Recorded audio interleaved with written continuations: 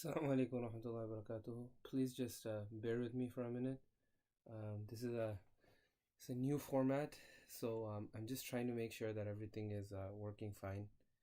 So thank you so much for your patience.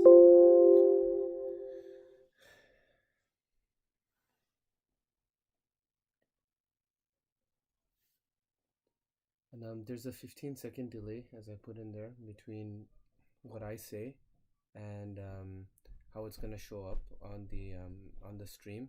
So if somebody can just put in the chat that you hear me, you can acknowledge that you can hear me, then we'll continue, inshallah.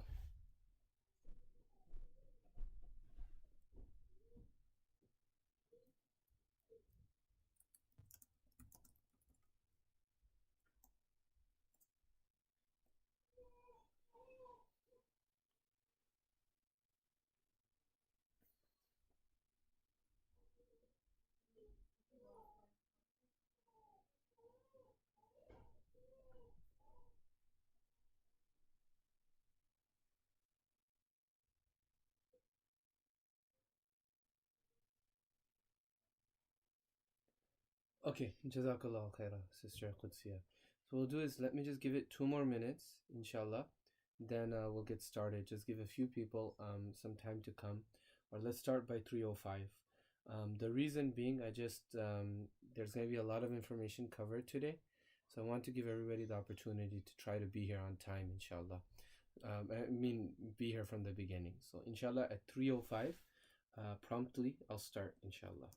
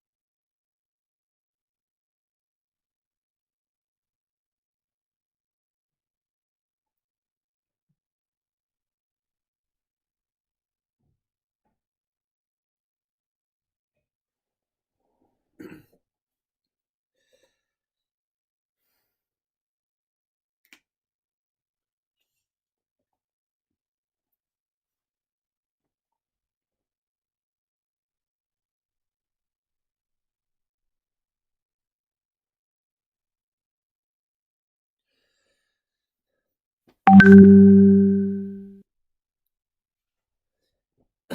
you give me just one more moment, I have to disable something. You're gonna see my screen for one moment.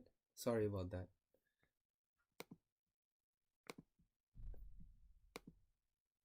Inshallah, when we put the recording up, it's gonna all be inshallah, like I'll cut off the first few minutes. Okay.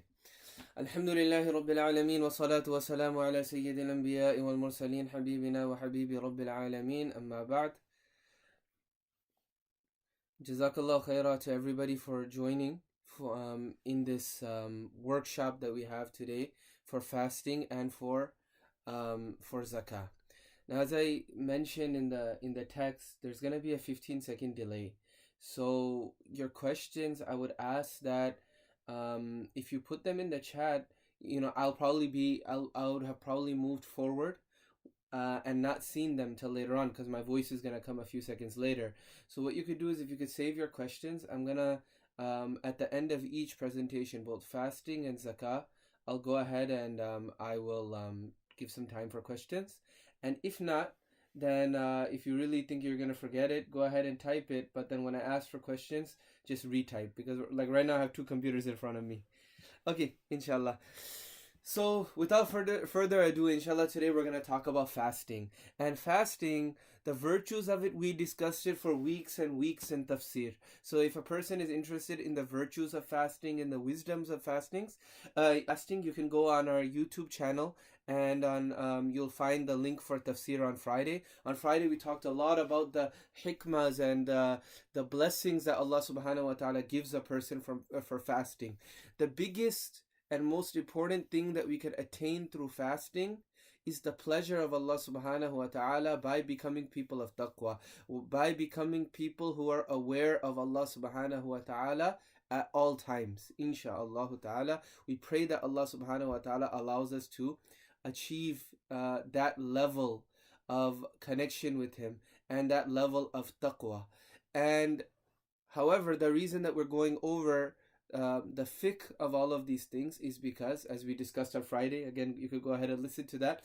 Allah subhanahu wa ta'ala, in order for us to achieve something, even a spiritual state or a level, like, or a title, like a muttaqi, like a like a muttaqi, like a muhsin, like many of the other things that we see that Allah subhanahu wa ta'ala, the titles that Allah subhanahu wa ta'ala and honors Allah has given in Sharia, Allah has given you the vehicle to get to that. And what is that vehicle? For example, to become a person of dhikr, the vehicle that Allah has given you is salah. You need to adopt that form, and then you can attain the action that Allah wants. So for taqwa, Allah subhanahu wa ta'ala wants us to fast. You can't say, I'm already a muttaqi, I don't need to fast, because Allah subhanahu wa ta'ala mentions warnings for those who don't fast. For example, the one who doesn't fast, Rasulullah sallallahu alaihi wasallam said, if a person missed a fast without any excuse, then they could fast the rest of their life and they'd never be able to attain what they missed from missing that one day of fasting. Okay, so what are we going to discuss today? What is fasting and its types, the things that invalidate the fast, frequently asked questions, women's masail, because there's some things that are specific to women, and exemptions from fasting. So fasting in Arabic is called Sawm. Allah subhanahu wa ta'ala says, Ya ayyuha alladhina amanu kutiba alaykum as-siyamu kama kutiba ala alladhina min qablikum la'allakum tattaqun. Wa alaykum as-salam wa rahmatullahi wa barakatuh. Allah subhanahu wa ta'ala says, O you who believe, fasting has been prescribed upon you as it has been prescribed upon those before you, so that you could become people of taqwa. Now, what is the legal definition of fasting? Fasting, linguistically, it just means to abstain from something.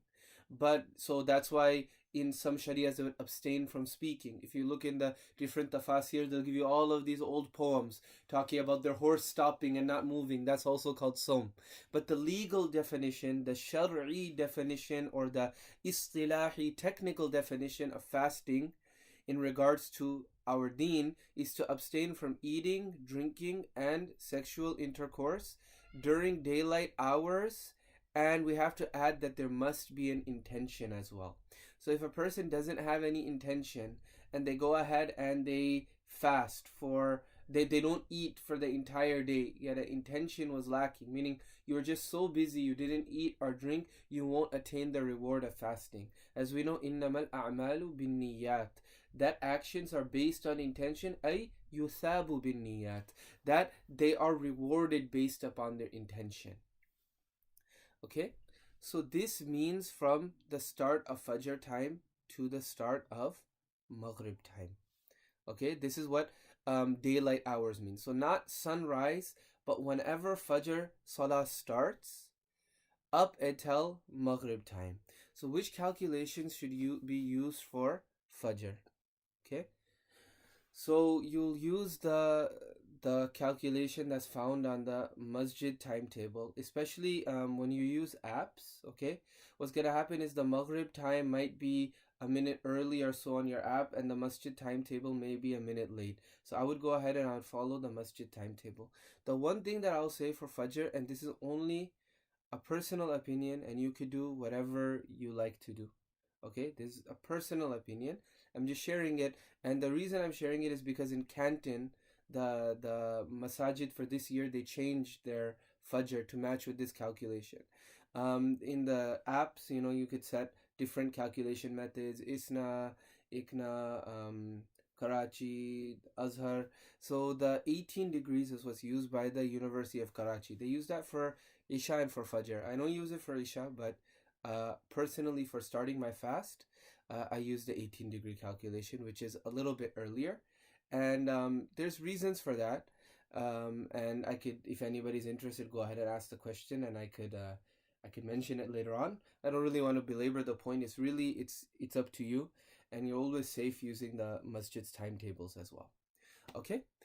Now, Bilal radiallahu anhu's adhan. What did I write here? This is something as well about fasting that should be kept in mind.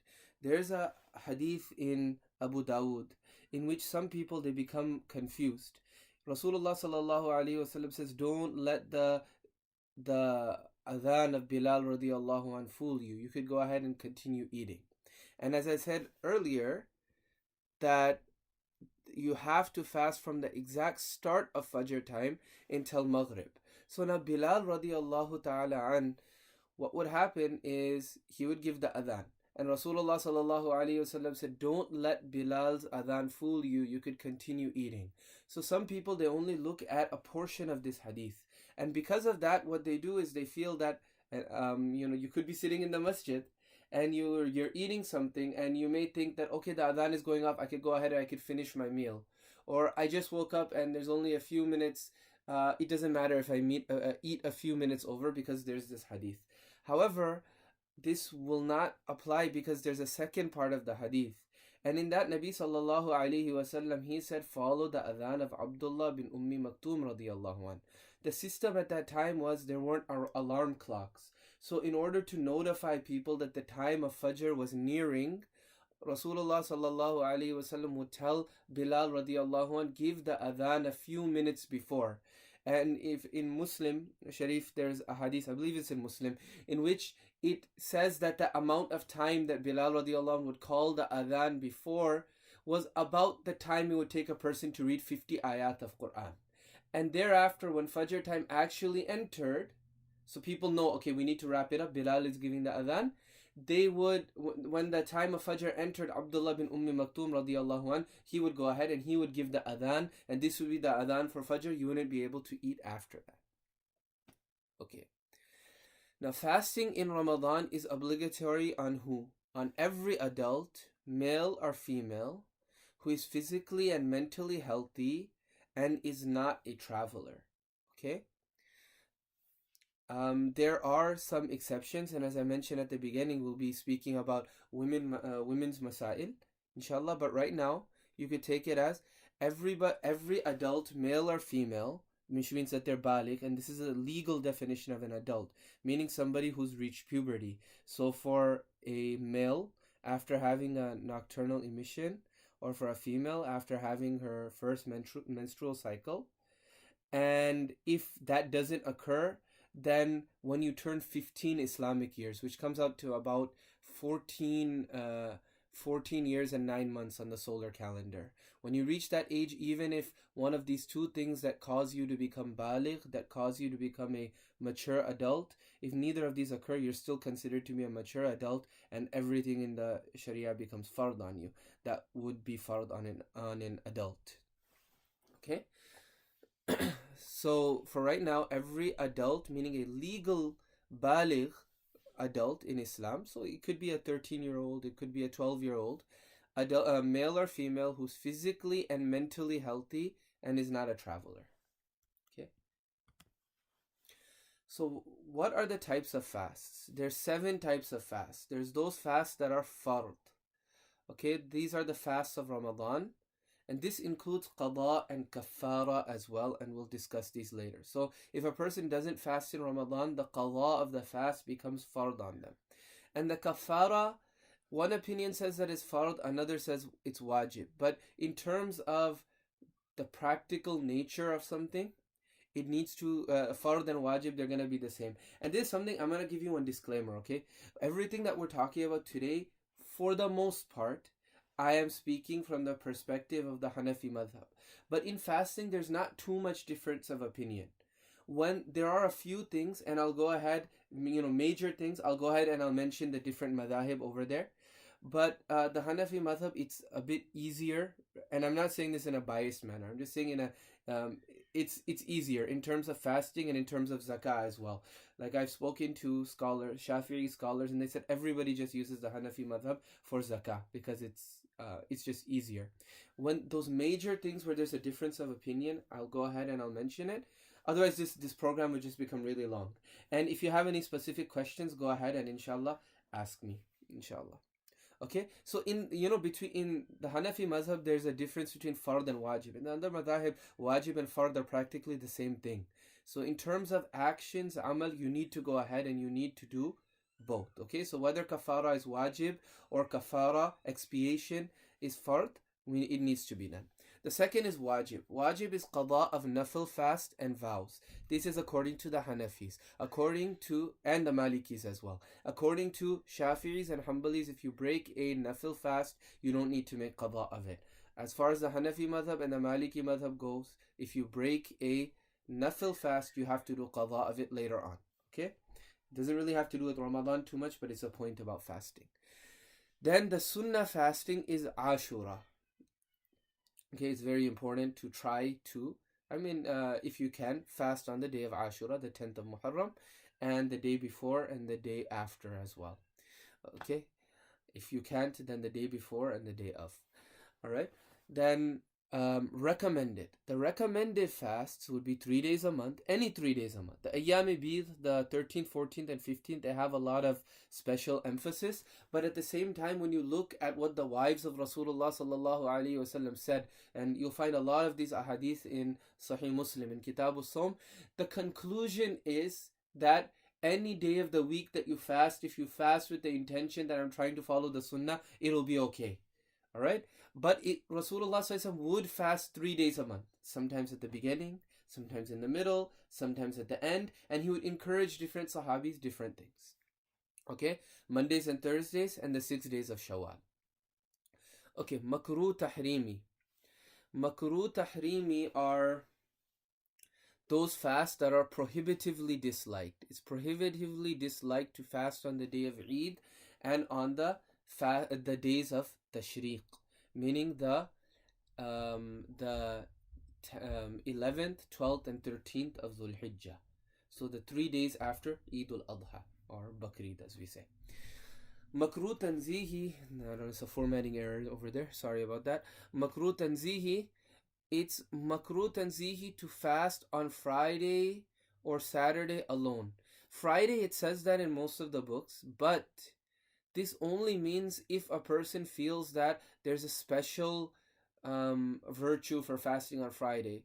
Like, I fast every single Friday because that's what it's sunnah or something like that. That you shouldn't do.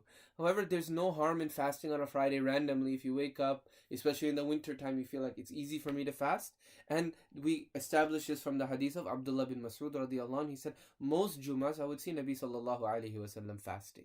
Okay, the initial order of not fasting on Friday, ahadith that you see to that effect, they were early in Islam because there was a fear that people would begin to add bid'at to the day of Friday, like the people have done for Saturdays and Sundays, the other nations of the past. Okay, it says makruh to fast Saturday alone. Again, this is if a person thinks that there's some specific honor of fasting on Saturday because it's an honor day of the Yahud. Okay, otherwise, again, sometimes for some people it's easier to fast on weekends than it is on weekdays. So if you want to, I would encourage a person anytime you feel the ability and the urge to keep a nafil fast, go ahead and keep it, unless it's one of the days of Eid or the days of Tashriq. Okay, I would say go ahead and do it. The next is Somi Wisal. It's makruh for a person to fast continuously without breaking the fast. Okay, and Somi Dahar, it's makruh for a person to fast every single day. All of these, we can establish all of these from the hadith of Nabi sallallahu alaihi wasallam, and probably one of the most expansive collection on hadith about fasting is in Sahih Muslim. And really, if a person were to look in different books of hadith, there's just a side point. I would always recommend Riyadus Salihin. I don't really recommend going into Bukhari, Muslim, Tirmidhi, etc.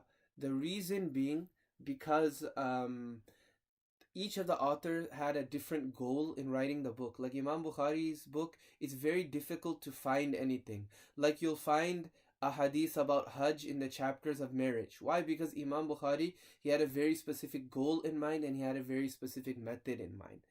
But if you were to look at any of these books, again, Riyadus Salihin is the best. This is a book I would just recommend to every Muslim to keep in your home and read. But if you were to look at any of these books, I would say Sahih Muslim, in terms of the organization, it's amazing.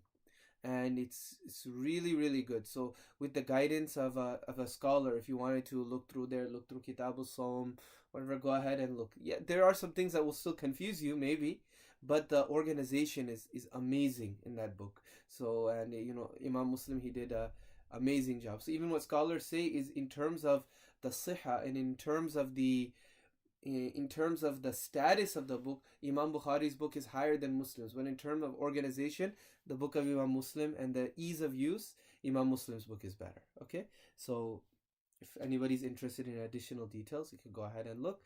And if somebody knows Arabic, mashallah, Imam Nawawi rahmatullahi alayhi has written a beautiful commentary of Muslim Sharif as well. Okay, so now we're going to move on to the intention. Because remember I said that fasting, one of the things that's required is the intention. Now this is a difference of opinion between the madhabs as well. The Hanafi madhab says that intention is not required before Fajr for certain types of fasts. Whereas the other madhahib, they say that your intention needs to be made before Fajr time starts, otherwise the fast doesn't count. Okay, inshallah, I'll try to go through this, and if I don't explain it in a manner that's satisfactory, please go ahead and ask the questions, inshallah. I have no problem in going over it again. Okay, but in terms of the Hanafi madhab, there's a lot of leeway in certain types of fasts. Okay, so the following fasts do not require the intention to be specified, nor must it be made before Fajr. Okay, rather the fasts are valid as long as the intention is made before Dahwa Kubra. This is a term. Okay, so what does it mean that the fast doesn't need to be specified? This means that you could just have a general intention, I'm fasting today. You don't need to say وَبِصَوْمِ غَدٍ نَوَيْتُ مِنْ شَهْرِ رَمَضَانِ. You don't need to say that per se. Okay, these fasts are the fasts of Ramadan, Nadhar Mu'ayyan, meaning specified fast. What this means is, if I say, if I get a 1600 on the SAT, then I will fast on the 3rd of April. Okay, on that day, I don't need to have an intention before Fajr time, nor do I need to say that I intend to fast in order to make up, or in order to fulfill this vow that I took to Allah subhanahu wa ta'ala, right? And for nafil fast, you don't need to have any niyyah other than a general I am fasting. Okay? The reason for this is that by default, every day in the year is a nafil fast by default, right? Now, sometimes those days they could be, blocked off, or you could say, like, that the red tape or the curtain that you put for VIPs, like what do you call it, like in stores or in the back of the masjid as well, we have like that velvet rope when you walk upstairs to the mezzanine. You could think of it like that. So every day is just general. It's a nafil fast. But there's certain times when you could put that velvet rope in front of certain days, and beforehand you could specify them for something else. That can be done by you, that can be done by Allah subhanahu wa ta'ala. As far as the fasts of Ramadan go, that velvet rope is put there by Allah subhanahu wa ta'ala. You cannot fast anything else on these days besides for fasts of Ramadan. Even if you intend to fast something else, it's going to count as a Ramadan fast. And if you beforehand say that such and such day I am going to fast, right? Then that day you've put the velvet rope around it beforehand. You don't need to have a specific intention that I'm fasting for that reason. Allah subhanahu wa ta'ala in His mercy will accept it for the thing that you promised initially. And as far as nafil fast, because every day by default it's a nafil fast, you don't need to make a specific intention for it. It by definition it's voluntary. Okay? That's one thing. Now, the second thing is, what is intention? Intention, it's an act of the heart, meaning that you firmly resolve that I am going to fast on this day. Come what may, I am going to fast. Okay? So when you look in the different books of fiqh, it's going to say the intention needs to be made before sleeping. And the term for this is tabyit. That doesn't really mean that you need to make the intention before sleeping per se. If you were to wake up for suhoor, it's fine and good. You're going to, you can go ahead and you could eat, and then you can make the intention right before the time of Fajr enters, right? What it basically means is that the reason you make it before going to sleep is in the event that you wake up, you already have the intention and your fast has started. In the event that you wake up late, meaning after the fast has already started, okay? But again, on a practical level, most of us, we have this intention. It's in our heart. Nobody in Ramadan goes to sleep thinking, yeah, I think that I'll fast tomorrow, or I won't fast tomorrow. Okay, I see that question. Inshallah, we'll get to it at the end. The samratul ikhtilaf, right? Where this is going to be relevant is when somebody is not feeling well. You're not feeling well, and then you go to sleep and you're unsure if you're going to fast the next day. According to the thing that I'm outlining over here, the Hanafi opinion, you're allowed to wait until midday to decide whether you're going to fast or not. Whereas for the other madhahib, you have to make that intention before Fajr. If you don't make an intention, then you're not going to be sinful, but you won't be able to fast on that day. You're going to have to do qada later on. I hope that made sense, inshallah. Okay, so here's a little graphic that will help understand, okay? So, on Monday night, at Maghrib, you can make intention for the next day's fast. Or you can make intention at Isha time, or any time after Isha. Or up until Fajr, you still can make the intention. Even if you haven't made it till that point, you're good. Dhahwa Kubra, what we're going to discuss in a second, up until that point, that's the limit. You can make intention up till there. And now after Dhahwa Kubra, if it's Zohar time and then you decide I'm going to fast, then you can't do that. You can't fast. And this is all on the condition that you haven't done anything contrary to the fast beforehand. So you can't be eating and drinking and say, like, you know how little kids, what they do is they say, I'm going to fast a half day today. It's not like that. It's meaning that you haven't eaten or drinking or engaged in any marital relations. And then you decide, okay, I'm going to fast. I feel like it. All right?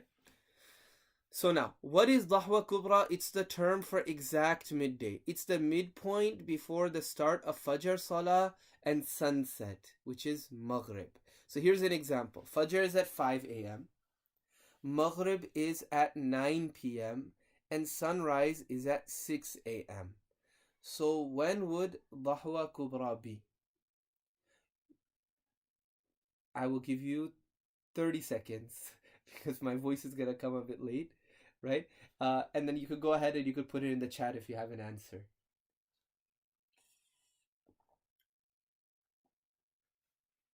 I'm gonna give you a hint. One of the numbers that I gave you in there, it's irrelevant.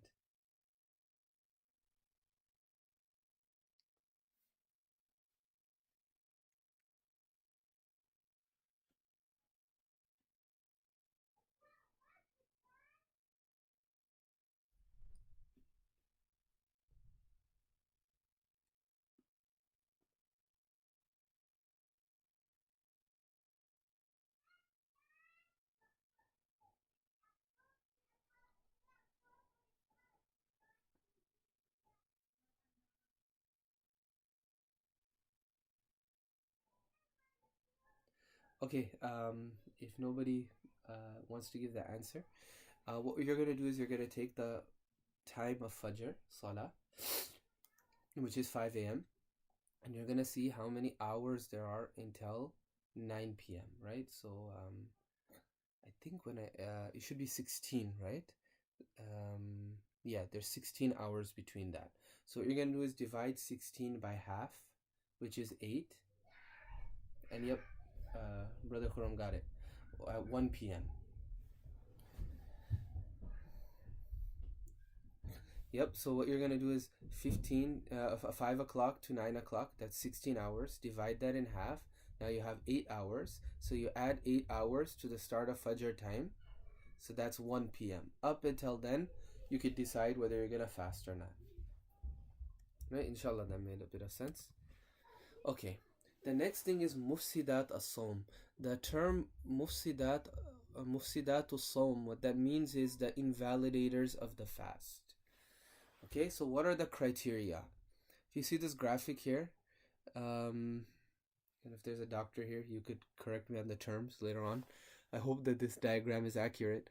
But anyway, if any food or drink crosses this line, the oral, I'm not gonna butcher that, or that this red line, after that the fast is going to break. Anything which passes the nasal or oral passage and then goes down to the throat, it breaks the fast. If it goes past this line over here, okay.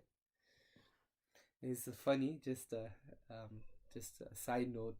I remember when I was in school, that's what teachers would do. Whenever there'd be a substitute teacher at the beginning of the school year, the teachers start reading all the names. They come, and it was like people, they call me Wahaj, but my name is Wahajuddin. So they'll see this and like, I'm not even gonna try to butcher this. Just, what's your name? What do you want me to call you? All right. So anyway, for something to invalidate a fast, it has to meet two conditions. Number one, the thing has to have a strong possibility of reaching the stomach or the brain. And number two, it enters the body through the regular channels, which means the mouth, nose, or the anus. Okay, these are the criteria that are needed for something to break a fast. All right, once it enters through there, and then there's a strong possibility of it reaching the stomach or the brain, then the fast is going to be invalidated. Okay, this is another close-up of our guy.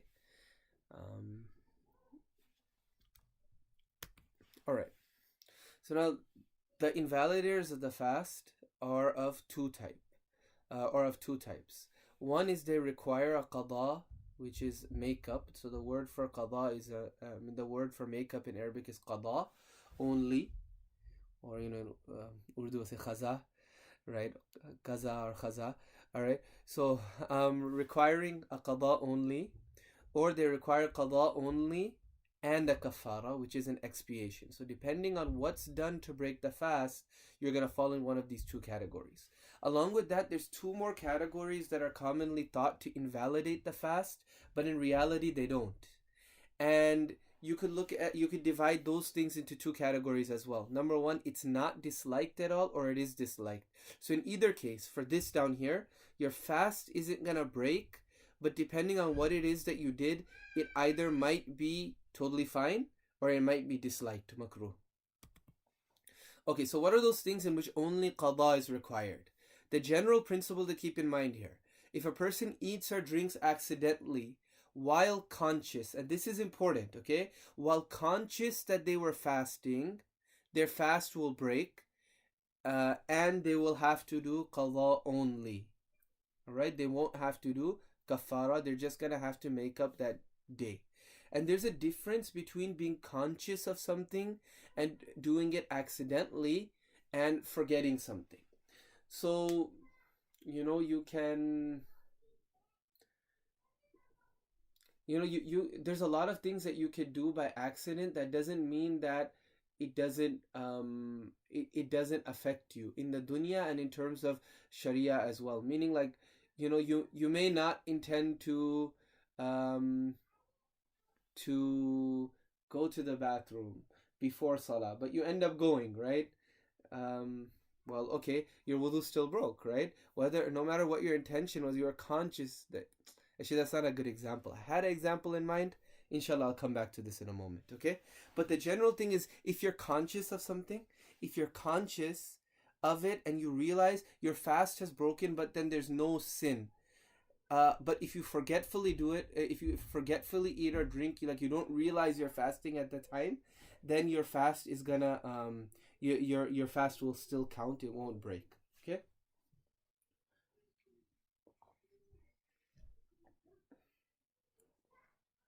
Okay. Um, the next thing. All right.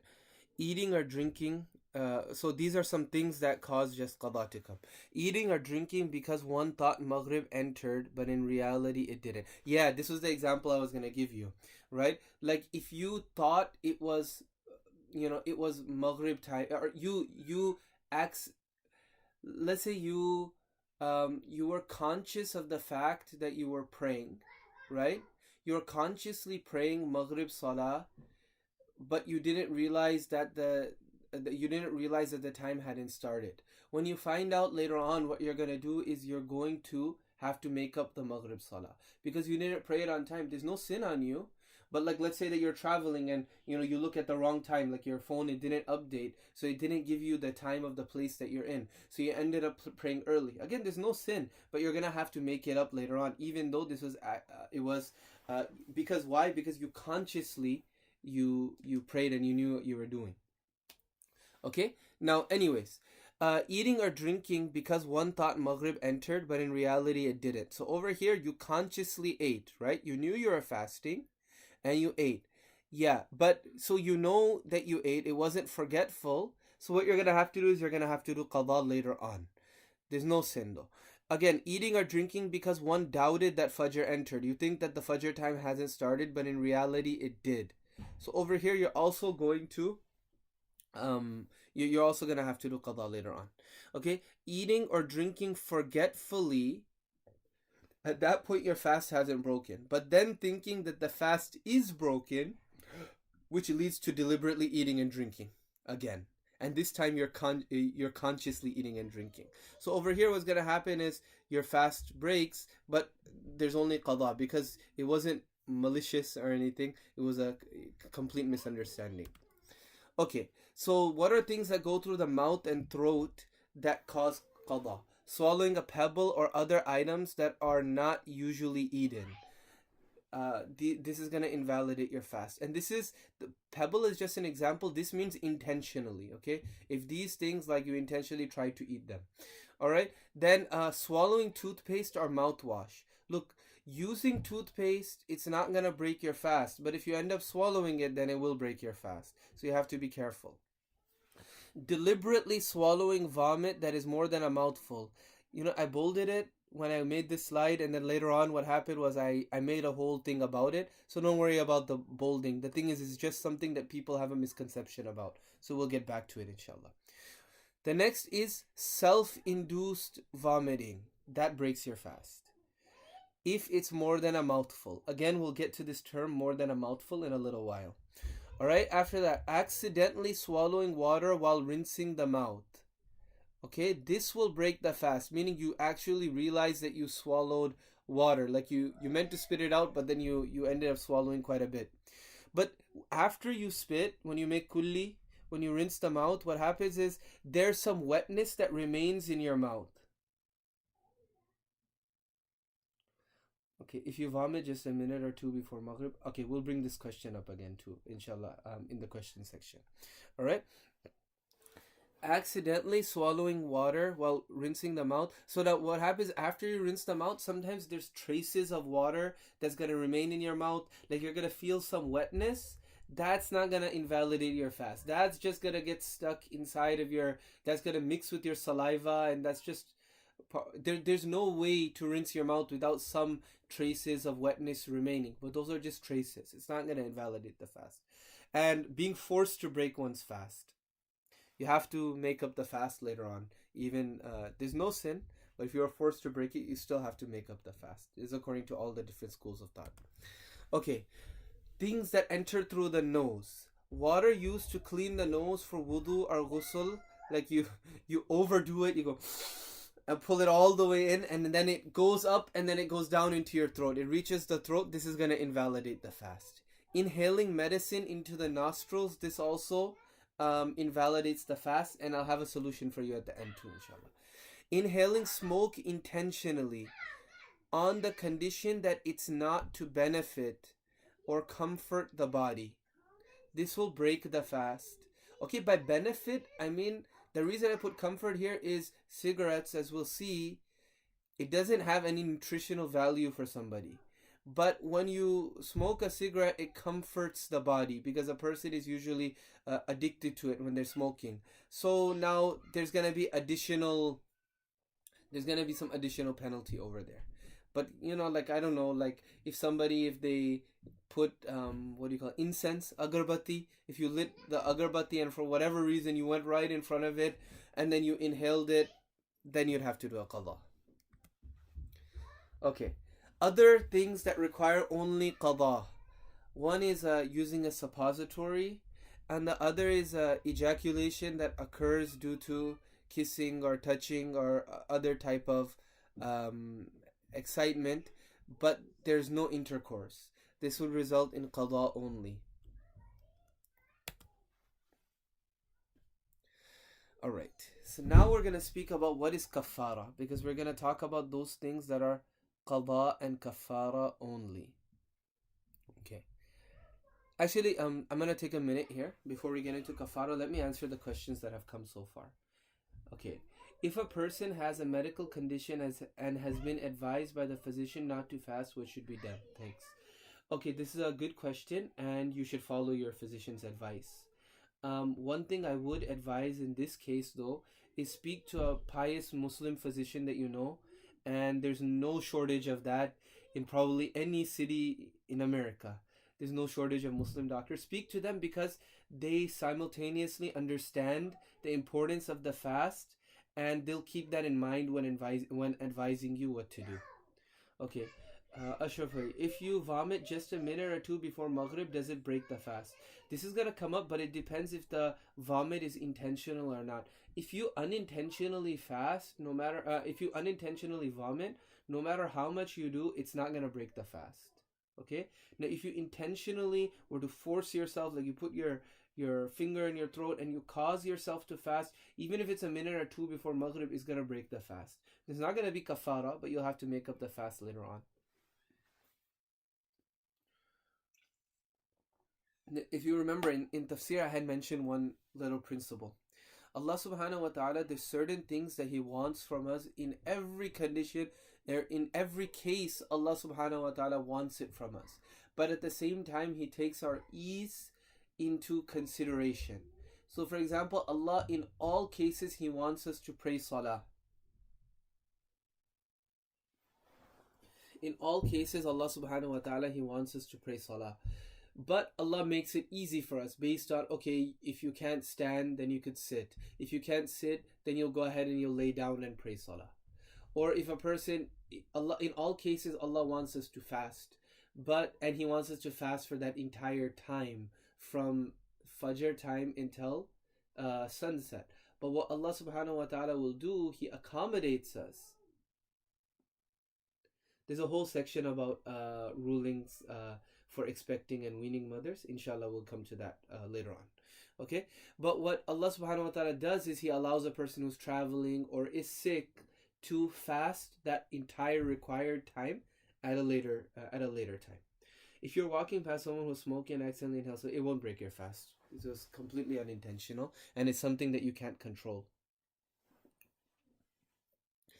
Alright, now moving on to kafara. What is kafara? The general principle is, if a person intentionally breaks their fast without any valid shari'i reason by eating, drinking, or having intercourse, kafara will be due. Along with this, the fast that was broken needs to be made up. This is according to the Hanafis and the Malikis, that all three things, eating, drinking, and having intercourse, cause kafara to be due. According to the other madhabs, there's more detail to it, right? And I could bring those up later, but it's not cut and dry. In some cases, in all cases, intercourse is going to cause you to do kafara. But in terms of eating and drinking, there's a little bit of more detail to it in the other mazahib. I could bring that up at a later time. But according to the Hanafis and Malikis, all three of these things, they're going to go ahead and they're going to cause kafara to be due. Okay, along with this, the fast that was broken needs to be made up. So if one eats or drinks something of nutritional value, again, what I mean by nutritional value, something usually eaten. Because like if a person were to eat something from McDonald's, there's no nutritional value in there. It's probably bad for you. But it's something that's usually eaten. Or similarly, like smoking, there's no nutritional value, but it's something that's usually consumed by people. If you do this intentionally, right, without any valid excuse, meaning you're not sick or something, then kafara becomes necessary. Again, if someone has intercourse in either of the two passages, because it's some types of intercourse are haram, but even if somebody were to do that in the haram manner, even then kafara would become necessary. And what is kafara? What is the expiation? Because what you've done is not only have you broken your fast, you have, if one is done intentionally, what's happening, and without any valid excuse, you're ruining, or you're thumbing your nose at the sanctity of the month, right? So because of that, you have to expiate for that sin as well. So kafara is fasting 60 consecutive days. Okay, 60 consecutive days. If the fasts are not kept consecutively, the person will have to start over. Now, this doesn't have to be done right after Ramadan, okay? It doesn't have to be done right after Ramadan. It could be done whenever, but it's going to have to be 60 straight days, all right?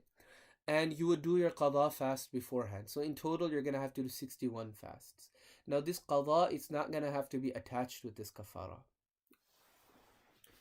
Okay, so now, if the fasts are not kept consecutively, if you break them, even if it's due to sickness or whatever, the person is going to have to start over. Alright?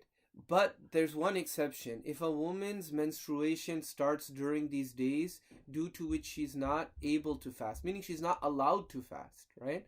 It will not be considered to be a discontinuity. She's going to resume from the number she left off at when her menstruation began. So, you know, like if a woman, she begins doing her kafara, and after 20 days her menstruation begins, then it lasts for 5 days, and then after that she's gonna start back from day 21 on her kafara. Okay, if a person is genuinely unable to fast 60 straight days, genuinely unable doesn't mean it's hard. It is hard, right? Even if a person were to do this in the winter time, it would be very hard. But if you're genuinely unable, then 60 poor people must be fed 2 meals, or be given the equivalent cash value, or one person is fed 2 meals for 60 days. Okay? And genuinely unable, it means due to like a chronic illness from which there's no hope left for recovery. So you're going to talk to a doctor, and this doctor is going to say that you cannot fast for the rest of your life, right? because of this condition, it's going to prevent you from ever fasting. Or if a person is very, very old and they're at that age where they're not physically able to fast anymore. Okay, and I'll just mention something. Again, the most people are gonna have to do 60 consecutive days, right? That's the case. Again, a person can't say it's difficult or anything. It's these are the two conditions of somebody being genuinely unable. But if a person was in this genuinely unable category, you don't have to tell the whole world that I'm doing kafara. You could go ahead and you could just donate this money to the people, or provide the people this, and provide the people 2 meals, and you're not gonna have to tell them that it's for kafara. There was one of my teacher's teacher. He mentioned that in his village in Dabel in Gujarat, there's a big madrasa over there. So what happened was there's a very elderly person. He had to do kafara, and in India, many of the students that are in madrasa, like your student, madrasa food doesn't taste good or anything. And sometimes what they do is they'll go ahead and they'll give, a student will have, like, they'll do imamat in the masjid or something while they're studying, or they'll be the muazzin. So there was one of these students, he was a muazzin in the masjid. And so this elderly man, what he did was he went and he asked the teacher in the madrasa. He's like, I'm very embarrassed to say that I have to do kafara. How do I not put my business out there in front of anyone? I don't want anyone to really know. So he said, okay, what you need to do is find one of these students that's an imam or a muazzin in the masjid, and just become friends with them and tell him, I like you so much, why don't you start having your meals with me? And so every day that guy will go for his meals, and after sometimes say, thank you so much, I really enjoyed honoring you and everything, after that duration has expired, but financially I'm not able to do this anymore. Okay, right. Now this is that other category of those things that don't really invalidate the fast, but they're not makruh either. Remember I said there's certain things that people think invalidate the fast, but they really don't, and those are categorized as either makruh or not makruh. So these are not makruh, nor do they invalidate the fast. Eating or drinking forgetfully, it's not makruh because you did it by accident. You just didn't realize that you were fasting at the time. And there's a hadith in Bukhari to this effect, that whoever forgets he is fasting and eats or drinks, let him complete his fast, for it is Allah who has fed him and given him to drink. Okay. Number 2, swallowing one's saliva. This doesn't invalidate the fast. And some people, like the way that they are, their mouth, it just builds up a lot of saliva. So if they don't swallow it, there's going to be a huge buildup, and you're going to have to end up spitting all of the time. So you're allowed to swallow it. Then rinsing the mouth or the nose, it doesn't invalidate the fast, nor is it makruh, as long as the water isn't swallowed. An exception to this is the wetness that remains after washing the mouth. Meaning that this, even if you feel that you swallow it, it's not going to invalidate your fast. It won't invalidate your fast. The next is eye drops. So absorption through the skin and eye pores, they don't invalidate the fast. So especially I think in India and Pakistan, there was a lot of some scholars very in the past, or even now, because it was an older fatwa, they used to be really strict about eye drops will invalidate the fast. But some of these things about a fast being invalidated or not, they're going to be based on scientific tahqiq. Does the thing really go ahead and reach your stomach or reach your brain? So in this case, research shows that eye drops, it will not break your fast. Okay. Injections, blood transfusions, dialysis, glucose, and saline drips. All of these will not break your fast. If a person has to do any of these, it will not break your fast. Okay. The next category of this, sniffing up mucus even if it descends in the throat. Like some people, they get a lot of not balgham, that's not the word. Some people, they just have a lot of mucus within them. So sometimes you have to sniff, and even if it's swallowed or whatever, it doesn't break the fast. Right? If you spit it out and it leaves your mouth and then it re-enters your mouth, then yes, it would. Otherwise, like when you just go and you sniff up or you clear your throat and it goes back down, it's not gonna break your fast. Okay, inhaling smoke or dust unintentionally. So Ashraf, this answers your question. Inhaling air through a CPAP machine. However, the water can't be used in the humidifier at this time because that water vapor, that's going to break the fast. But if a person were to take the humidifier out and they just use the CPAP, it's not going to invalidate the fast. Okay? Inhaling oxygen, as long as it's not combined with any other substance. I mean, of course, everybody breathes in oxygen. We're talking about like a person who has a medical condition. And swimming or submerging the body in water without swallowing the water. So that won't break your fast. And a nicotine patch. This also won't, it won't invalidate the fast. Okay, these things are makruh, but they don't require a makeup. Tasting food without swallowing and without a valid excuse. Okay? So tasting food without swallowing without a valid excuse. Now, what is a valid excuse for tasting food? So if you were to taste food and there was a valid excuse, it won't break your fast, nor will it be makruh. The two things are, number one, if a mother has a young child who's very, very fussy, and they feel that the child won't eat unless the food tastes a certain way, and it's going to cause harm to the child. Not that the child may cry, but it's, like for like when you have like a young child, like an infant, if they don't eat the whole day, that's detrimental. Not an infant, but meaning they're not nursing anymore. It's going to be very detrimental to them if they don't eat the day. So you could taste it, but you can't swallow it. You could put the food on the tongue, see if the taste is right, then you can go ahead and you can give it to the child. That's one valid excuse. It should be avoided though. The second is if a woman has a husband who's very, very irritable and makes a big deal and will, has a bad temper and will cause a big scene if the food doesn't taste right, she's allowed to taste the food beforehand. But I would, kuhul and surma, they're not going to break the fast. No, they won't. Men, they should really be considerate. Ramadan is difficult for everybody, and we need to realize that all of us are a little bit on edge, and we're all susceptible to becoming annoyed, right? But we should reflect on the fact that we do a lot of things that can annoy Allah subhanahu wa ta'ala, but He doesn't let out his anger on us. So we shouldn't let out our anger on our wives and our children either. So if the food doesn't taste so good, who cares? In the big scheme of things, alhamdulillah, we have iftar, we have something to eat. There's people in America, if you were to look at like the lines at food banks right now, there's people who are being forced to fast by circumstance, not by choice. And there's people who don't have iftar. So if we have iftar, we have something to eat and it has a little bit of salt, extra salt, or it's not hot enough, or it's not sweet enough, you'll live. And if you're able to swallow your anger at that time, then inshallah ta'ala it'll be a means of you gaining Allah subhanahu wa ta'ala's pleasure.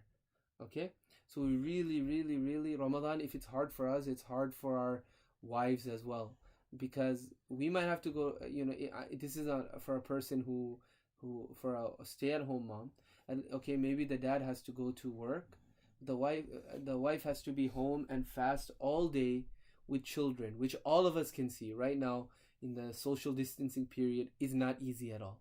She has to be at home with them all day along with fasting, so you can't have coffee or this or that, and then she has to cook. So it's a really difficult, and and then it's not going to help the situation any if you go ahead and you get upset. And for a woman who works, then it's even more difficult, right? She has to work, and then the expectation usually in homes is that they cook and they're the ones that watch the children more. So we have to, okay, Abdurrahim, you gotta calm down. Okay, you really have to consider them. This is the sunnah of Nabi sallallahu alaihi wasallam. And I'll just tell you guys a joke right now too, because there was because I said swallow your anger, right? There was a great scholar in India and Pakistan. He was very involved in the Khatm-e-Nubuwwat movement. He was a very smart person, and he would be able to give really sharp jawabs to people. When somebody would say something, he would give you a really sharp jawab. So they asked him, and it's only going to make sense, it's only going to be funny if you understand Urdu. It won't be funny if you don't understand Urdu. But there's some people who they like to mock Islam. And you could tell when a person asks a question, you could tell when they're genuine, and you could tell when they're trying to mock you. So this person, he was trying to mock Islam. That's the preface to this. The reason he said was, right? That's why I'm gonna preface what he said by adding this. This person was trying to mock Islam. So the person came to him and he said, Sheikh, I need you to do me a big favor. He said, what's the favor? He said, what you need to do is I need you to tell me a way that I can eat and I can drink and my fast is gonna count as well. So he said, oh, that's easy. I'll tell you what to do, but it's gonna cost you a little bit of money. He said, yeah, sure. Because he's like, Maulvis, they're greedy people. They're always talking about money, right? But he said, no, you're not gonna give me any money. I need you to go out and you need to. This is a stereotype, right? He said, you're gonna go out and you're gonna have to go and hire a slave or a servant. You're gonna have to go and hire a servant. He said, okay, I'll do that. He said, okay, hire that servant, and this servant is gonna have to follow you around the whole day, and he's gonna beat you. Uski jute khao, apna gussa pi. That eat his beating, eat his juta, and drink your anger, swallow your anger. So anyway, coming back to the main point, we should control our anger as much as we can in Ramadan, because if we're stressed out, obviously everybody in our home is going to be stressed out. Okay. The other thing that's makruh but doesn't require a makeup, it's kissing in some cases. Okay, so kissing in some cases, what this means is if the people are elderly and there's not really a chance of the kiss leading to anything else, then it's not makruh. And if there's a chance, if a person is younger, if a person is just recently got married, if there's a fear of it leading to something else, then it's going to be makruh, right? But this is makruh when it's a kiss in which saliva and stuff isn't exchanged. If it's that type of kiss where saliva and everything is exchanged, then the fast is going to break. Okay?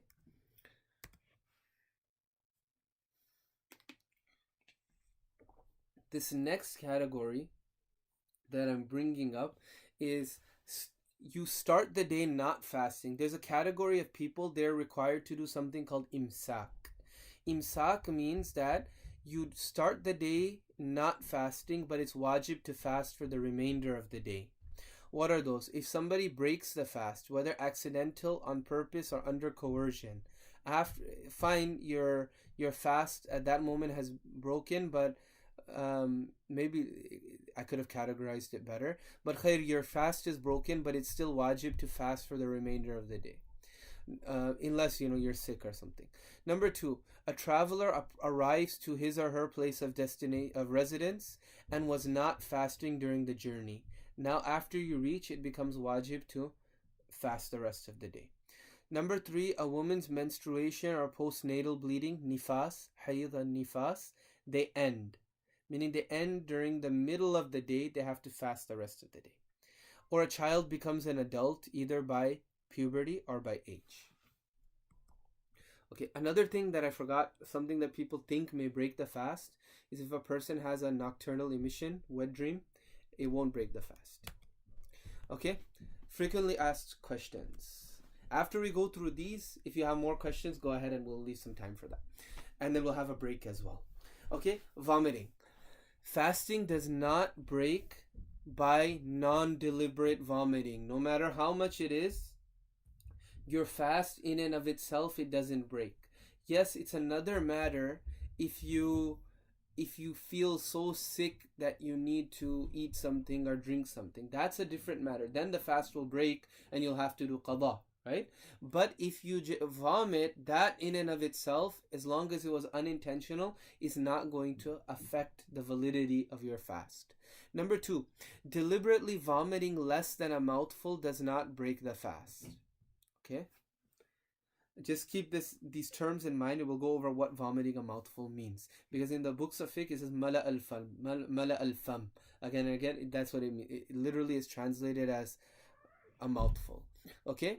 Now, this is a principle. Vomiting only breaks one's fast if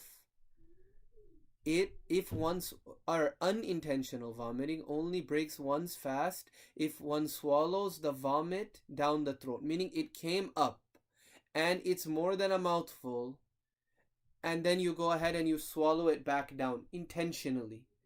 this is going to break your fast.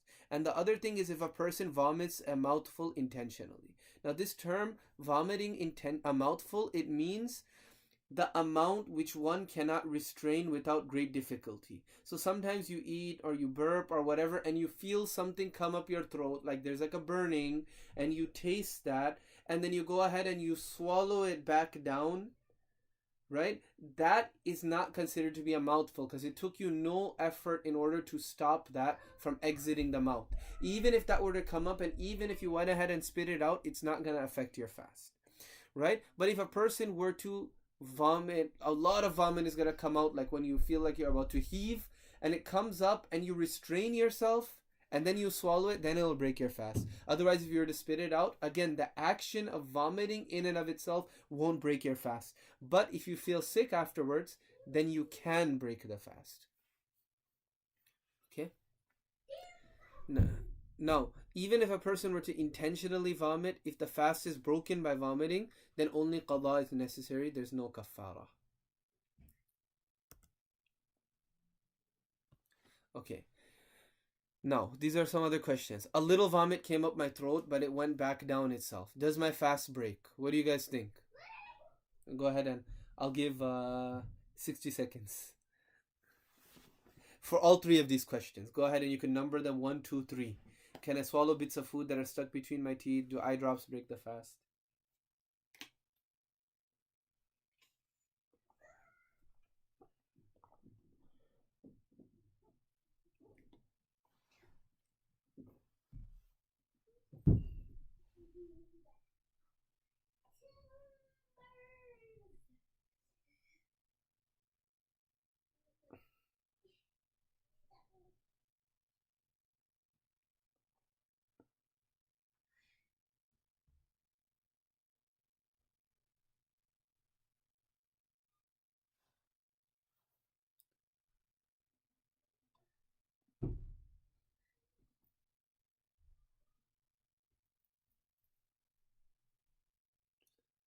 Oh, mashallah, Hafiz Ubaid here. Mashallah, good to see you.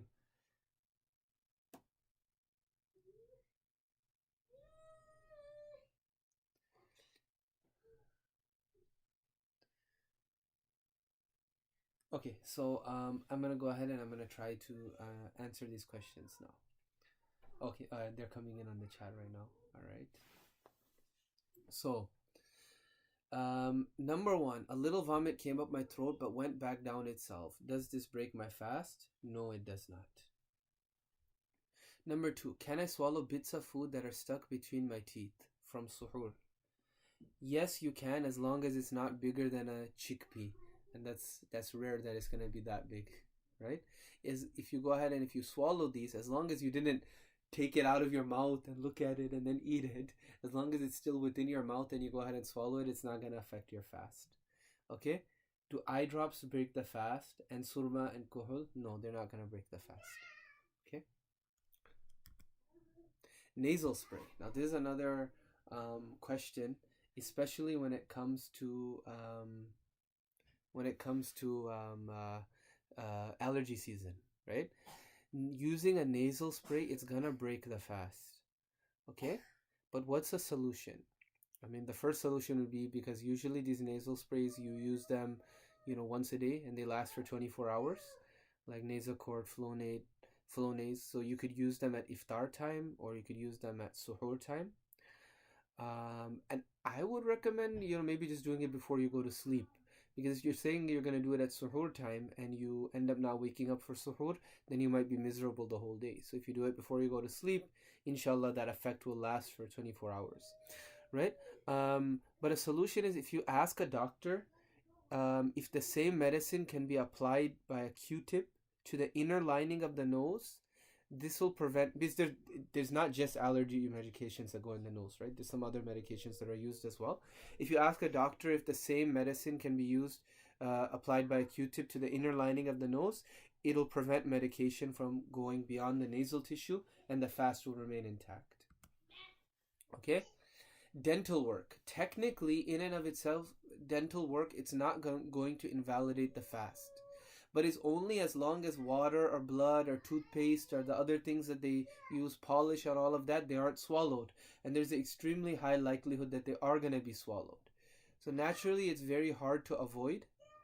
So it's best, unless it's a dental emergency, to try to schedule it outside of Ramadan, or at the very least outside of fasting hours. Smoking. All of the following things will break the fast, and they're going to necessitate both kaffarah and qada as well. These are smoking cigarettes, hookah, vaping. All of these are going to break the fast, and they're going to necessitate both kafara and qada. This discussion here is not about whether these things are permissible or makruh tahrimi or makruh tanzihi. The discussion is not about that. What the discussion, or if they're haram, what's the ruling? The discussion here isn't about that. The discussion here is, if you consume these things, what will happen at that point? And all of these will cause kafara and qada to occur.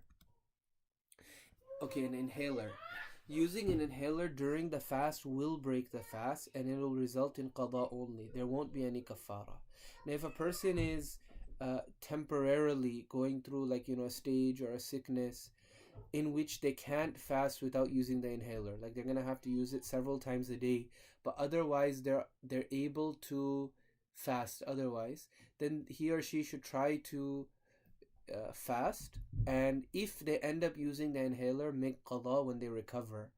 The qada is out of ihtiyat, and you're going to be rewarded double. You're going to be rewarded both for the fast that you kept in Ramadan and for the qada afterwards. Okay? And if it's a chronic condition, meaning like you always, lifelong, you're going to have to use an inhaler all the time, like several times a day, then you'll fast to the extent possible, and then you'll pay fidyah. Okay, fasting on a plane. The general principle here is, if you can't fast, you don't have to. But there's a great reward in doing so. There's great reward in fasting. Okay? And the fast will be based on the time zone of the area that the plane is currently flying through. So depending where you're flying, what direction you're flying in, the fast may end up being very short. The fast may end up becoming longer. But if you're not able to, then it's okay. Okay, before we start the masail about women, is there any questions that we have so far? Because again, this is on a delay. From now, I'll give 2 minutes until we start the next section, if no questions are received. About this online Taraweeh question, that one I'm going to direct it to Imam Ihsan, inshallah. He's looked into it more.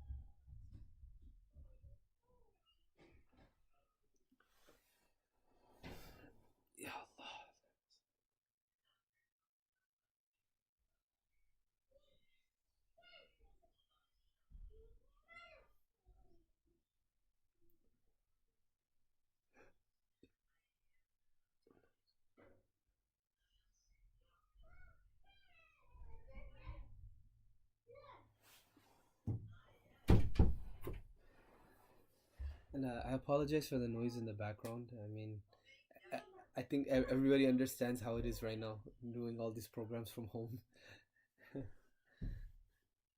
Okay, so it's been about 2 minutes. I haven't seen any questions come in. Again, for like the 50th time, we're on a bit of a tape delay. So if something comes in, I'll go ahead and I'll stop and I'll answer that, inshallah. Now, as for, women masail, because there's certain things that are special regarding women when it comes to the fast. Menstruation in Ramadan.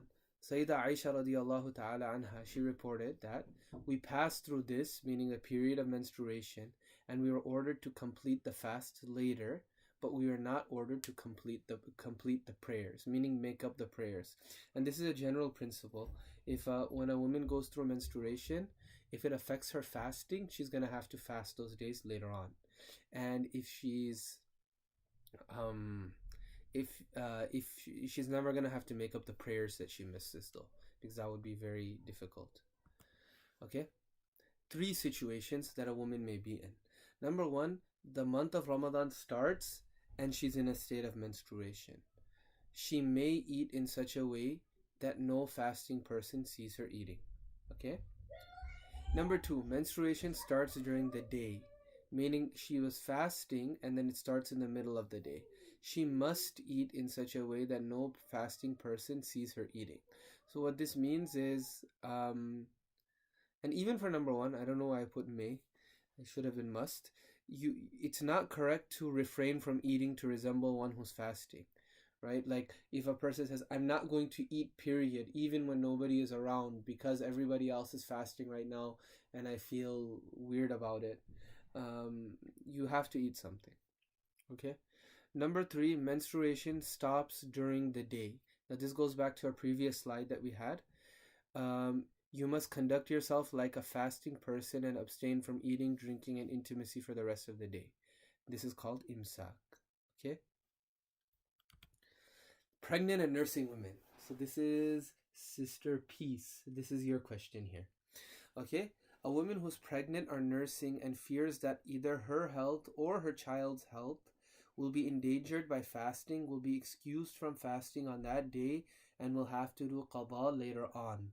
This is according to the Hanafi madhab. Okay? This is the easiest. No concept of fidya here.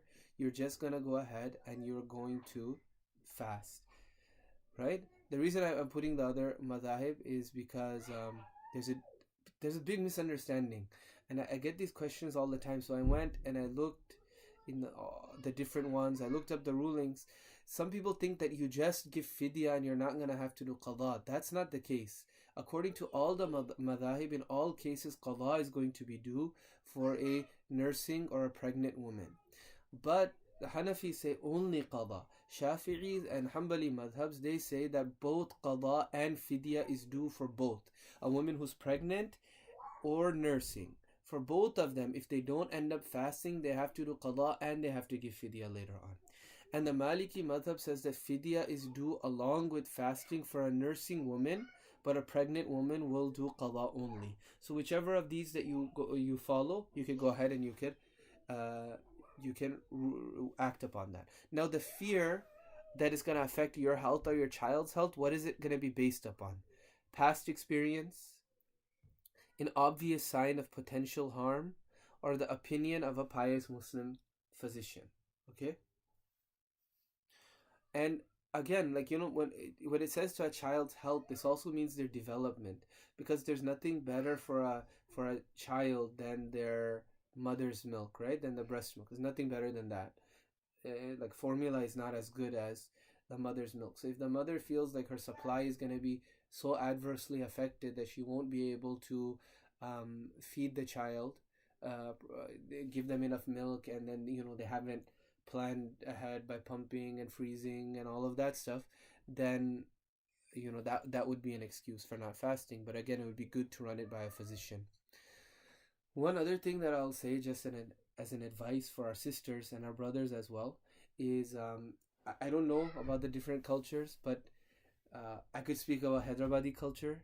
The women are so bad about making up fast, and it's not just pregnant and nursing. It's even fast missed for due to the cycle. Years and years will go by, and they'll never think to make it up.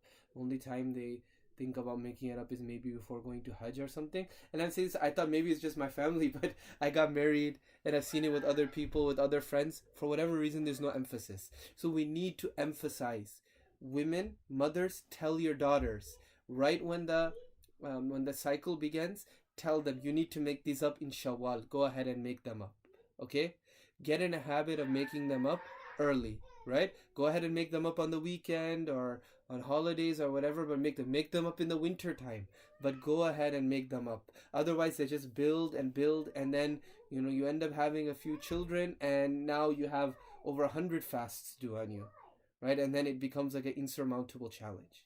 And for brothers, the advice here is that what you should do for your wives, or for brothers, what you can do for your sisters. Go ahead and fast with them in the winter time. You'll get the reward. The relationship will improve, inshallah, and you'll be a means of encouraging somebody to do something that was required on them. And you'll get all this. You'll get, number one, you'll get the reward of doing nafil fast. Number two, you're going to get the reward of joining this relationship and supporting your spouse or your sibling doing something difficult. And on top of that, your relationship is going to, inshallah, get better and stronger, right? So go ahead and do that, and winter is an amazing time for that. We're really lucky that we live up north, so you could fast. The fasts aren't that hard. And there's a hadith in Tirmidhi in which Nabi sallallahu alaihi wasallam, he says that fasting is a cold treasure of winter. Like you could get it without a lot of effort. Okay, some exemptions from fasting. If there's any questions that sisters had, go ahead and you could just type it in, and I'll stop as needed, inshallah. Exemptions from fasting. A sick person who fears that the illness will worsen based on past experience, an obvious sign of potential harm, or the opinion of a Muslim physician, right? They don't have to fast. Number two, you'll have to do qada later on though. Number two, a pregnant or nursing woman on the condition that she have a legitimate fear for herself or the baby. We just went ahead and we just discussed that. The next thing is a traveler. However, it's more preferable for him or her to fast. And then the next is a very old person who'll never be able to fast again. You could also say a person who's chronically ill and their illness will prevent them from fasting. These people are going to give fidya, meaning the very old person and the chronically ill person. Now, iftar due to sickness. What is the criteria for not fasting due to sickness? Fasting would lead to harm. And again, harm is going to be determined by past experience, obvious sign of potential harm, or the opinion of a pious Muslim physician. Fasting would lead to the illness increasing. And to determine these, I put this again, there's one other condition, is ghalibul dhan, means like it's pretty evident to you that most likely is going to cause you some harm to keep a fast in this condition. Travelers. Rules for iftar due to traveling. A journey of over 48 miles, it needs to be underway at the time of Fajr for the person to be exempted from fasting.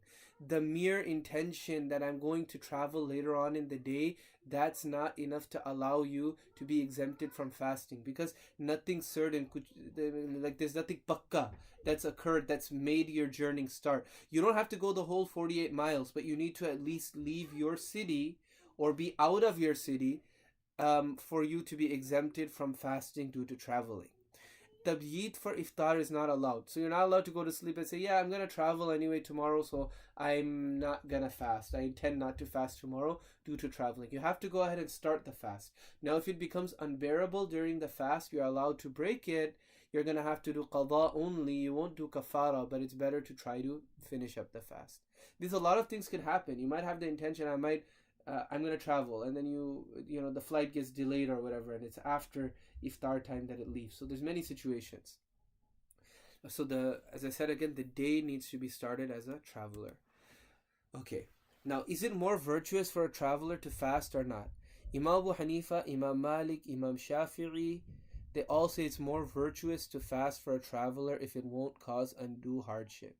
Imam Ahmad and Imam Auza'i, they say not fasting is better because one is acting upon the dispensation given by Allah. These ayat, وَأَن تَصُومُوا خَيْرٌ لَكُمْ يُرِيدُ اللَّهُ بِكُمُ الْيُسْرَ وَلَا يُرِيدُ بِكُمُ الْعُسْرَ. These are their proofs. So you could do whichever one you feel is better.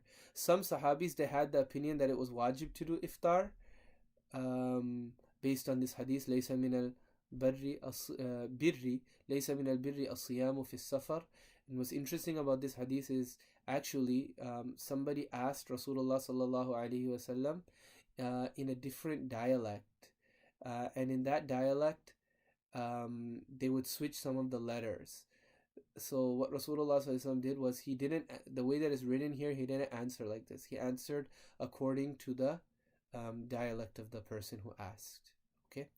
But the majority of the Sahaba did not accept this due to the specific context that this statement was made in. So whatever you want to do when you're traveling is up to you, whether you want to fast, whether you don't want to fast. And this is what the different scholars say about it. Qada and fidya. And we're about to wrap up. I'll give a 10-minute break, inshallah. For a person who's unable to fast due to old age, or a person who is not able to make up all their fast before their death, they will have to pay the fidya. 2.2 kilograms of wheat, or the cash equivalent. In practical terms, whatever your masjid charges for sadaqatul fitr or zakatul fitr, they both mean the same thing. There's no difference, okay? But whatever the masjid charges for that, that's how much you should give as fidya, okay?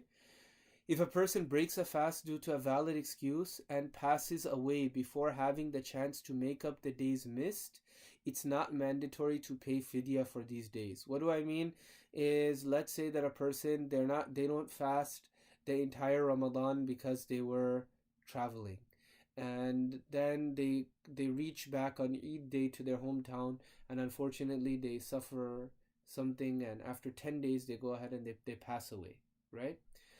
And it was a sudden death, so they weren't sick.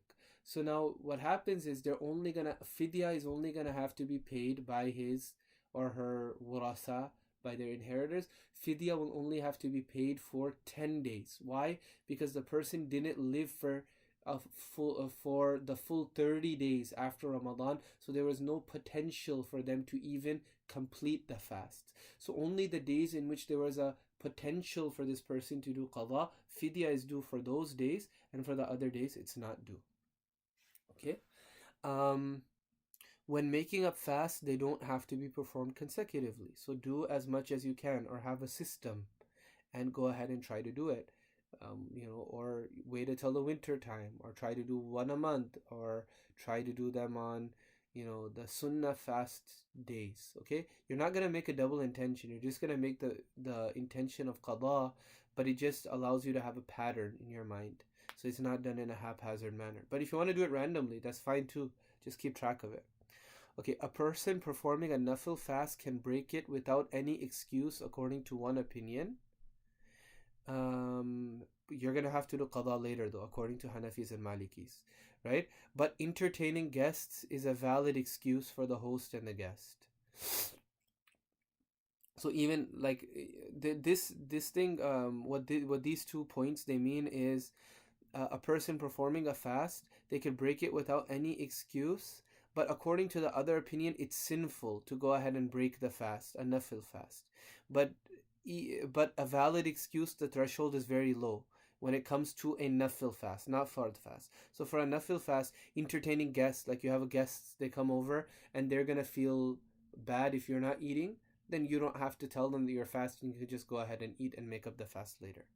When a voluntary fast is broken, it must be made up, except for days where it was prohibited to fast in the first place. So if someone wanted to fast and eat, it's not allowed. So if they come to their senses and they break their fast during like the person is like the Grinch, they're not happy on Eid or something, but then they come to their senses and they become really happy, and then they go ahead and they break their fast that they were fasting on Eid day, they're not gonna have to make that up, because you weren't supposed to fast in the first day. Otherwise, what's gonna happen is, when a voluntary fast is broken, again, according to Hanafis and Malikis, you're going to have to make up that fast on another day, because Allah says in the Quran, وَلَا تُبْطِلُوا أَعْمَالَكُمْ, that don't invalidate or make your actions worthless. Okay, we're going to take a 10-minute break. Right now on my clock, it's saying 4:28, okay? Again, there's a little bit of a delay. So when it says 4:40, inshallah, we'll go ahead and resume. But if there's any questions, go ahead and you could put them in the chat. And when we come back at 4:40, inshallah, I'll go ahead and I'll answer the questions. Thank you so much for your patience. I know sometimes it's hard to sit for a long time, but I hope that inshallah this is a means of us gaining Allah subhanahu wa ta'ala's nearness, because there's no incentive in this other than trying to follow the deen of Allah subhanahu wa ta'ala properly. So inshallah, with that being said, inshallah we'll take a short break. We'll be back at 4:40, inshallah.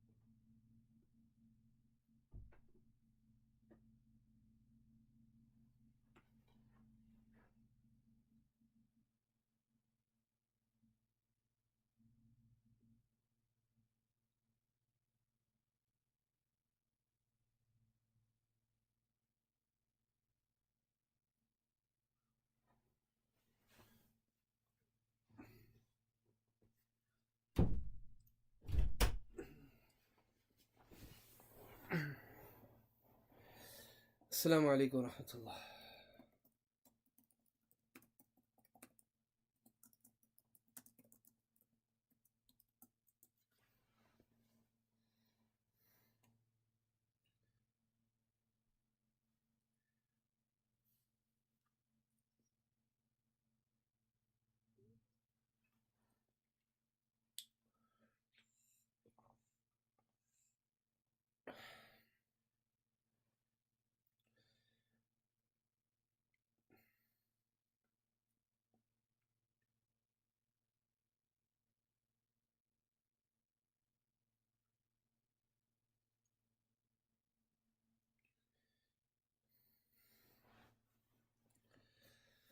Okay, Bismillah ar-Rahman ar-Rahim. Allahumma salli ala Sayyidina wa Mawlana Muhammad wa ala ali Sayyidina wa Mawlana Muhammad wa barik wa sallim.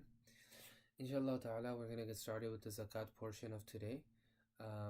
This is probably the thing that a lot of people have questions about. So inshallah, we will try to go through them. Try to address things so that it's easy, but whatever questions there are, inshallah, we can try to address those, inshallah. And I prepared a worksheet.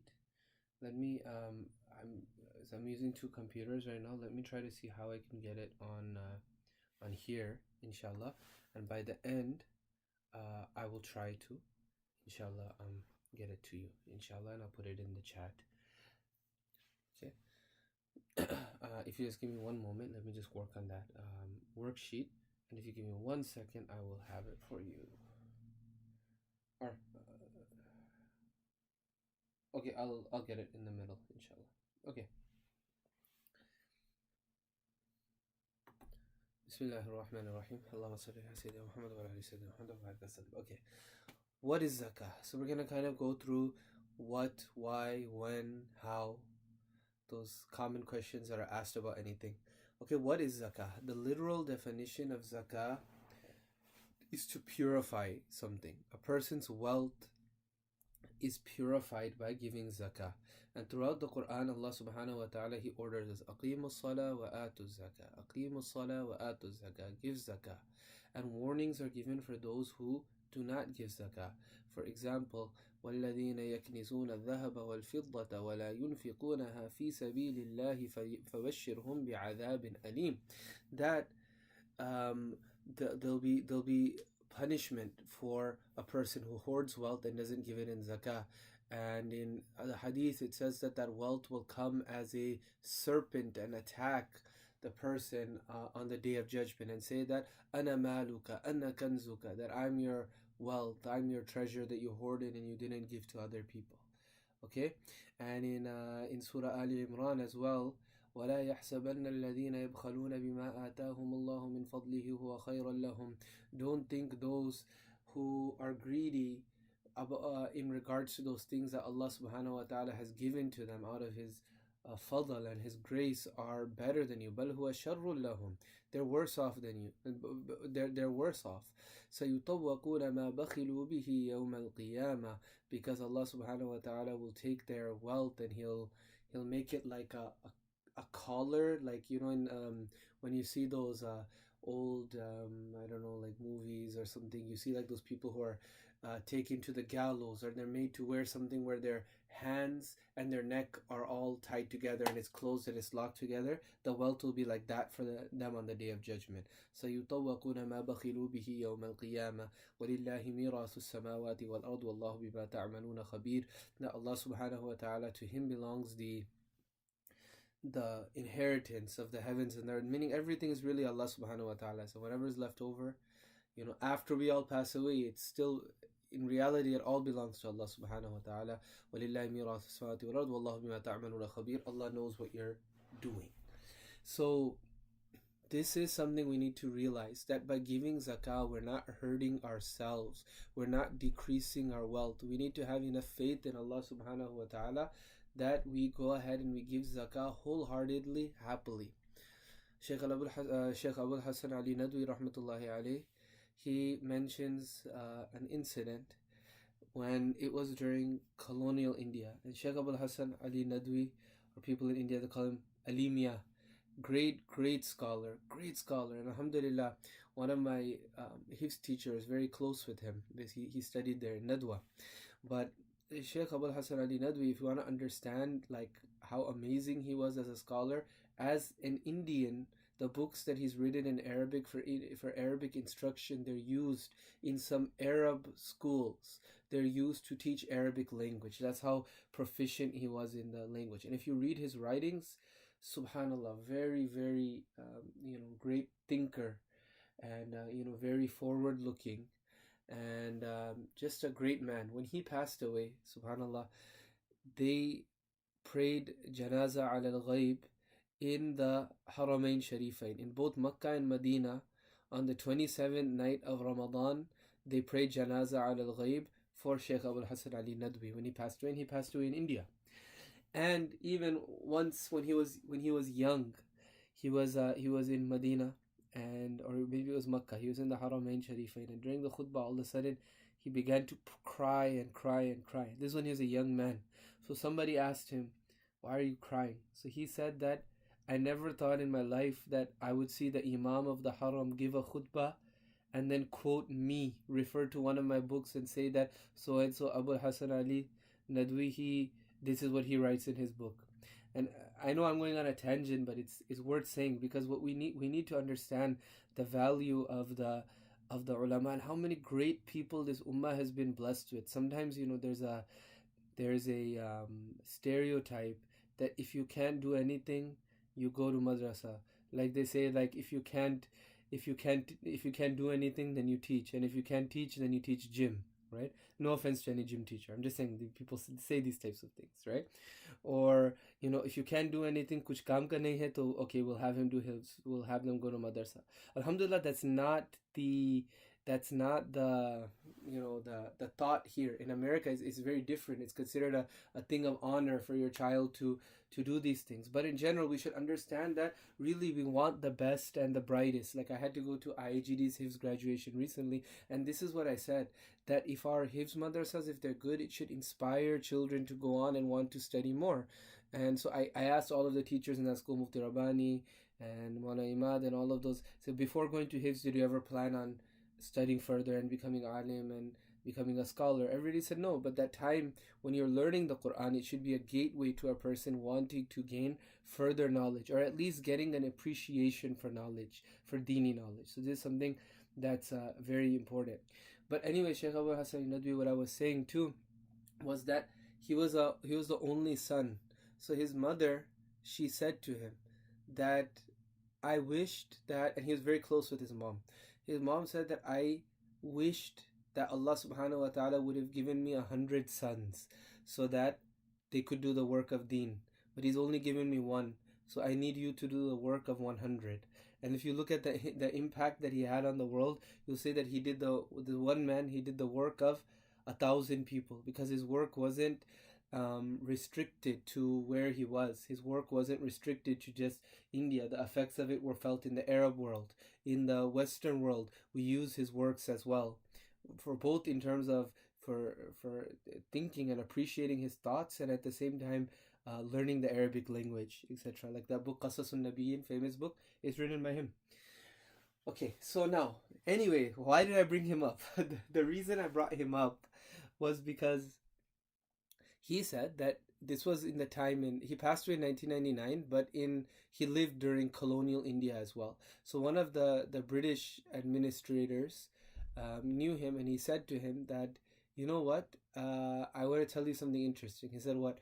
He said, I'm never worried that I'll go broke. I'm never worried that anything will happen to my home or whatever. He said, why? He said that, I'm not Muslim, but there's something about you guys' zakat. So every year I give zakah as well. I take 2.5% of my wealth, and I go ahead and I give it in zakah, and my wealth has been protected for all of these years. So anyways, and I brought all of that up to say that zakah, we're not losing, we're giving, but we have to have the belief in Allah. There's another famous, scholar or figure in Islamic history, very old, that he's associated a lot with Sufism, Sheikh Sadi, and he's written a lot of beautiful poetry and Farsi.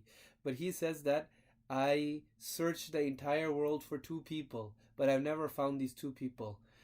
One is a zalim, an oppressor, who's able to escape Allah subhanahu wa ta'ala's wrath in this world. And he said the second is one who spends and spends and spends in the path of Allah but runs out of money.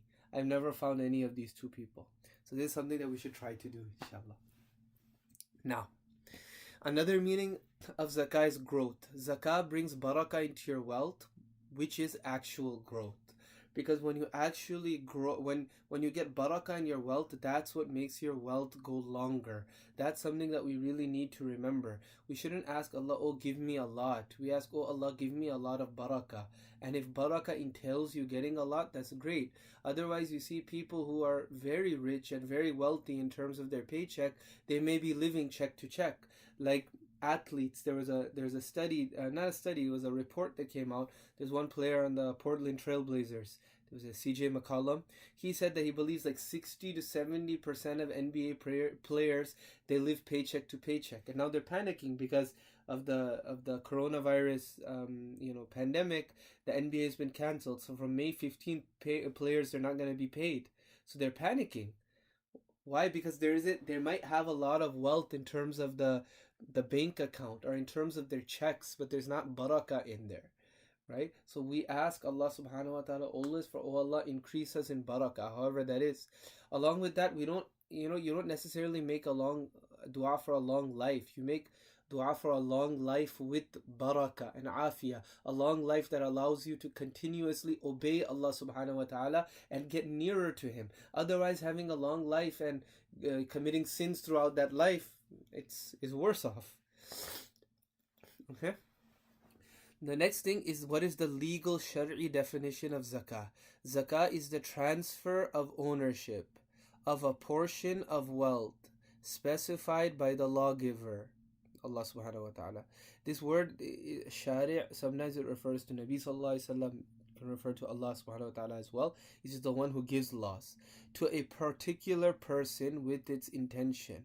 But over here would mean Nabi sallallahu alaihi wasallam, because we learn the amount of zakah. We learn the amount of zakah from Shari' alayhi salam. Rasulullah sallallahu alayhi wasallam, he tells us how much you give. The Quran tells us generally, aqimus salah wa atuz zakah, give zakah. But the hadith, we learn from there that we give 1/40th of our wealth, 1/40th, and that's equivalent to 2.5%. So that's where we get 2.5%. Okay, but this 2.5% zakat is only due on a person when it exceeds the minimum zakatable amount, which is the nisab. And I'll just mention another tangent, because I've mentioned this ayah several times. It comes in the Quran, aqimus salata wa atuz zakah. It comes several times in the Quran, like, I don't know, 20, 30 times. It comes like this. These two, they come together. Why is it that they come together again and again? One of the reasons for this is that there's different types of ibadah that we do. There's verbal ibadah, and there's physical ibadah, and there's financial ibadah. Okay? So verbal ibadah is like subhanallah, alhamdulillah, reciting Quran, etc. Physical ibadah is like praying, okay, or fasting. And then financial ibadah is zakah and sadaqah. And Hajj is kind of a mix of both. So when Allah subhanahu wa ta'ala says pray salah and give zakah, this is saying engage yourself in all types of physical worship to Allah subhanahu wa ta'ala, and along with that engage in all types of financial worship to Allah subhanahu wa ta'ala. And within salah you're reciting as well, so there's also an aspect of financial of verbal worship and praise of Allah subhanahu wa ta'ala as well. So we should try to keep that point in mind. It's just a nice point to remember. Now, why should we give zakah? So what, why, when, and how? Okay, why should we give, and where as well? Okay, it's Allah subhanahu wa ta'ala's command. That's the first thing. We talked about this also. I'm not trying to plug tafsir, but there's so much to talk about in tafsir, and this I on Friday I said both of these count as one big session. Okay, so I mentioned there that the most important thing when Allah subhanahu wa ta'ala commands something of us, the absolute most important thing is it's Allah subhanahu wa ta'ala's command. That's why we do it. But if we find other types of wisdom in it, that's great. And so, what are some other wisdoms in zakah? It purifies our soul from greed and it purifies our wealth as well. Number two, it promotes the circulation of wealth. Islam is very, very big on this. Islam is not against a person becoming rich, but Islam is against people hoarding wealth. That's why, for example, interest is haram, because by just charging money for money, you're not allowing your money to go into the economy, which causes other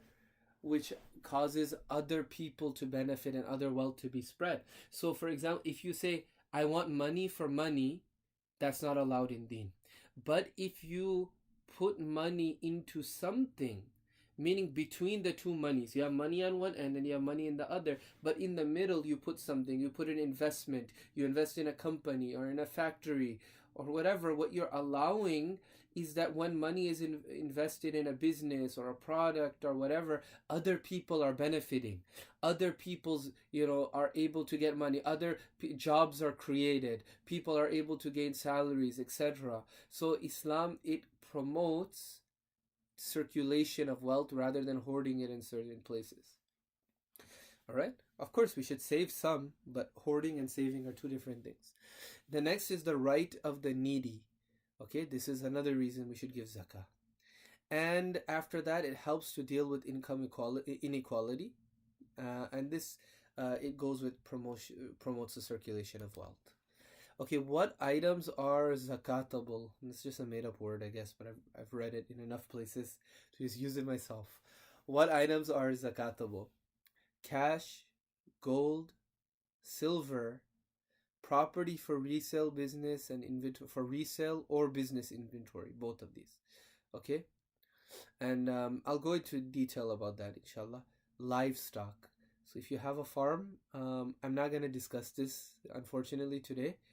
You could go ahead and we'll speak about this later on, inshallah. If you have some questions, I'll give you a chart.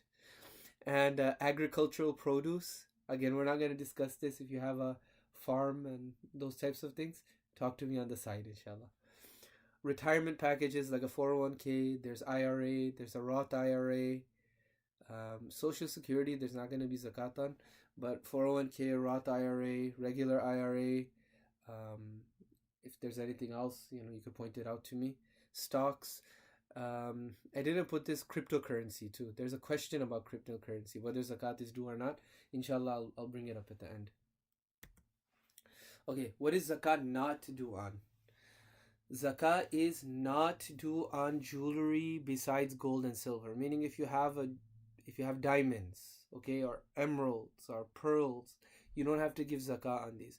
Zakah is only due on gold and silver. Now, if the piece is such that it has like stones on it, because usually, people don't. Maybe men, they have it like just like a silver chain or gold chain. That's a different matter. You shouldn't wear one. But if a woman, usually I haven't seen like just like a pure silver or gold necklace. Usually there's some like gum on there. There's other types of stones. So for those, what you're gonna do is just take it to a jeweler, and the jeweler is gonna go ahead and tell you what's the actual weight of the gold or the silver, and then you're gonna calculate that value, and you're gonna give zakat on that. Okay. Cars and all vehicles, zakat is not due on them. The only condition that it would be due is if you bought it with the intention of selling it immediately. If you got it for personal use or even to rent it out, no zakah. Residential properties, even if you have multiple, you don't give zakat on them. Rental properties, even if you have multiple, you don't have to give zakat on them. Household appliances, you don't have to give zakah on them. Electronic appliances and other electronic things, you don't have to give zakah. So you see, really, Allah subhanahu wa ta'ala is quite merciful. There's a lot of exemptions. There's very few things that we have to give zakah on. So who gives and who receives zakah? Zakah is fard on every legally responsible Muslim. Again, this means baligh. Okay, baligh Muslim, who possesses the Nisab, and we're going to talk about the Nisab in a minute. There's 7 categories of people who are eligible to receive Zakah. A poor person who does not possess the Nisab. Or number 2, a poor person who has no wealth at all. You find all 7 of these in Surah Tawbah. The ayah number, I don't know. But the ayah is إنما الصدقات للفقراء والمساكين والعاملين عليها والمؤلفة قلوبهم وفي الرقاب والغارمين وفي سبيل الله وابن السبيل فريضة من الله والله عليم حكيم. It's in the 3rd quarter of the juz. Okay, so then number 3 is a slave working to free himself. The term for this in Sharia is mukatab. Number 4, a person in debt and the debt exceeds their wealth. Number 5, a soldier cut off from his troop or a pilgrim cut off from his group. Number 6, a traveler who possesses wealth in his or her homeland but has nothing with them and has no access to wealth. And number 7, one who works for the state as a zakah collector. So some of these are no longer applicable, or they're not applicable at the moment. For example, a slave. We don't have slaves anymore. Some people say you could give zakah to help out for people who are in prison and to help with their legal fees and to free them.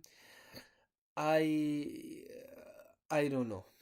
Okay, it seems like a little bit iffy in that case, because even the slaves that zakat was given to, there were certain types of slaves that zakat could be given to. Okay, these things that I'm saying, right, these are mostly it's my opinions, so I'm not trying to disregard what anybody else says.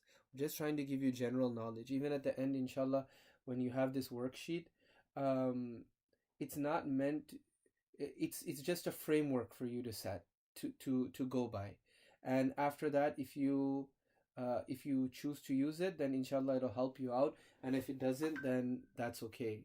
You're not like bound to use it.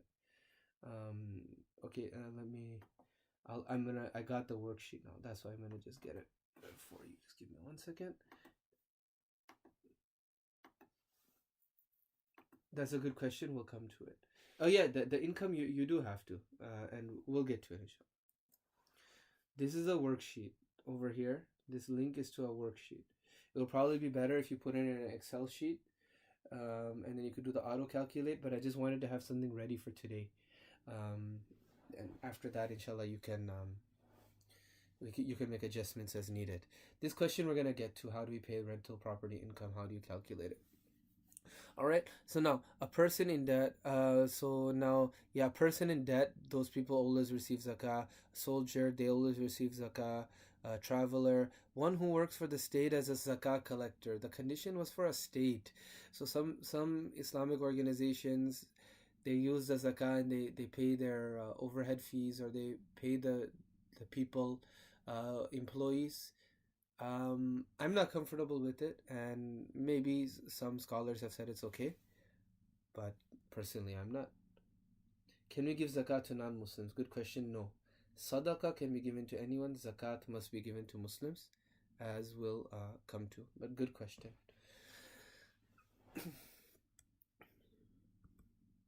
Right. Oh, the other one. Did I take up? Oh yeah. So the thing is, in the ayah, there's another one. It's called mu'allafatul qulub. Mu'allafatul qulub. We don't give that anymore. So okay, you could look at this graphic that I have on this page. Okay, the poor, the needy, to free those in bondage, for those in debt, the stranded traveler, for the cause of God, for bringing together hearts. And number 3 is to those who work. This is just showing everything. It's not taking out anything. This is just a nice graphic I found online.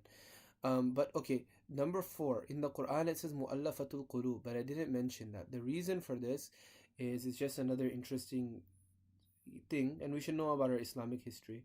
Then in Rasulullah sallallahu alaihi wasallam's time, they would give some zakat to people who recently accepted Islam, even if they were rich, in order to make them firm in Islam, make them feel happy and more confident in Islam. So there were some people who lived outside of Medina, tribal leaders. When after Rasulullah SAW passed away, they came to Abu Bakr radiallahu anh, and they said that Rasulullah SAW used to give us zakah in mu'allafatul qulub, so we want you to continue to do so. So Abu Bakr radiallahu anh, he said okay, and they said, we want you to write it down for us. So he wrote it down for them and he gave it to them. They thought, well, Abu Bakr, he's very soft, let's go to Umar. If Umar radiallahu anh, if he goes ahead and he signs it, it's a done deal. They went to Umar radiallahu anh. Umar radiallahu anh, he looked at it and he ripped it up. They said, what are you doing? Well, he said that Islam was weak at one time. We're no longer weak. We're not in need of people like you. We're not bribing anybody to be in Islam. We're not. If you're not happy with the religion, then you can go. Okay. So then they went back to Abu Bakr radiallahu ta'ala. I see the questions. I'll come to them in a minute, but you could keep them coming. All right. So then Abu Bakr radiallahu ta'ala, they went back to him and they said that this is what he did. Who's the Khalifa? You are him. Abu Bakr, he said, Huwa insha'Allah. He will be the Khalifa insha'Allah. So this was an ishara and a hint that that Umar radiallahu anh would succeed him. And Abu Bakr radiallahu anh, he agreed with it, and there was ijma' of the Muslims at that time that mu'allafatul qulub, it's suspended, not abrogated. So now if all of the scholars in a country or in a locality were to agree that zakah can be given to bring hearts together, etc., you would be allowed to. However, it's not something that a lone wolf can do and you just say, I'm gonna go ahead and I'm gonna do it. So it's the term for it is it's mawquf right now. Okay, next. Who is not allowed to receive zakah? Two of them I put question marks next to, so I'm gonna skip those and I'll come back to those at the end. Non-Muslims, they cannot receive zakah, but they can receive sadaqah. A spouse is also not allowed to receive zakah. You can't give zakah to your spouse. And ascendants and descendants. What this means is your parents and all the way up, grandparents, great-grandparents, you can't give them zakah, and you can't give zakah to your children, grandchildren, and all the way down. You are allowed to give zakah to siblings and cousins and aunts and uncles. All of these you can give zakah to. It's just not your direct usul and furu, ascendants and descendants. As far as Sayyids, Hashimites, are you allowed to give zakah or not? The common thought is no. And you'll find it in different books. But you'll see from very, very early in Islamic history, like within 200 years, Imam Tahawi rahmatullahi alayhi, big figure in the Hanafi school, he says you should be able to give zakah to the family of Rasulullah to Sayyids. Mufti Rada al-Haq, the Shaykh al-Hadith and Mufti and Darul Ulum Zakaria, he says that you should be able to give zakah to Sayyids. Khalid Saifullah Rahmani of Hyderabad, he also says you should be able to give zakah to Sayyids. Sheikh Yusuf Qardawi rahmatullahi hafidhahullah, he's still alive, Allah give him a long life. He also says, so from the different mazahib, from all four mazahib, you'll find scholars saying it's okay to give zakah to the family of Rasulullah sallallahu alaihi wasallam, to Sayyids. The reason being that in Rasulullah sallallahu alaihi wasallam's time, they had khums, right? They had a portion of wealth that was taken during Islamic expansion, a portion, 1/5 of that was dedicated to be given to the family of Rasulullah sallallahu alaihi wasallam and to support them, right? That's no longer happening, and the expansions, they slowed down a lot.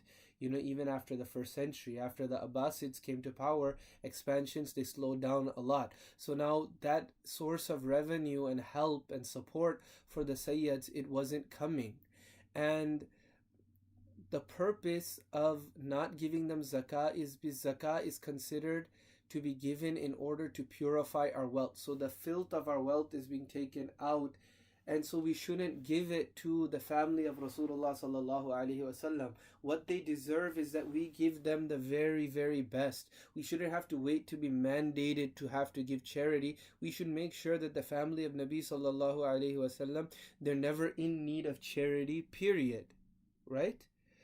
But the situation has changed, and it's more, rather than taking the, it's more disgraceful to have to put your hand out in front of somebody and beg, and for the family of Rasulullah sallallahu alaihi wasallam to have to do this in front of the ummah.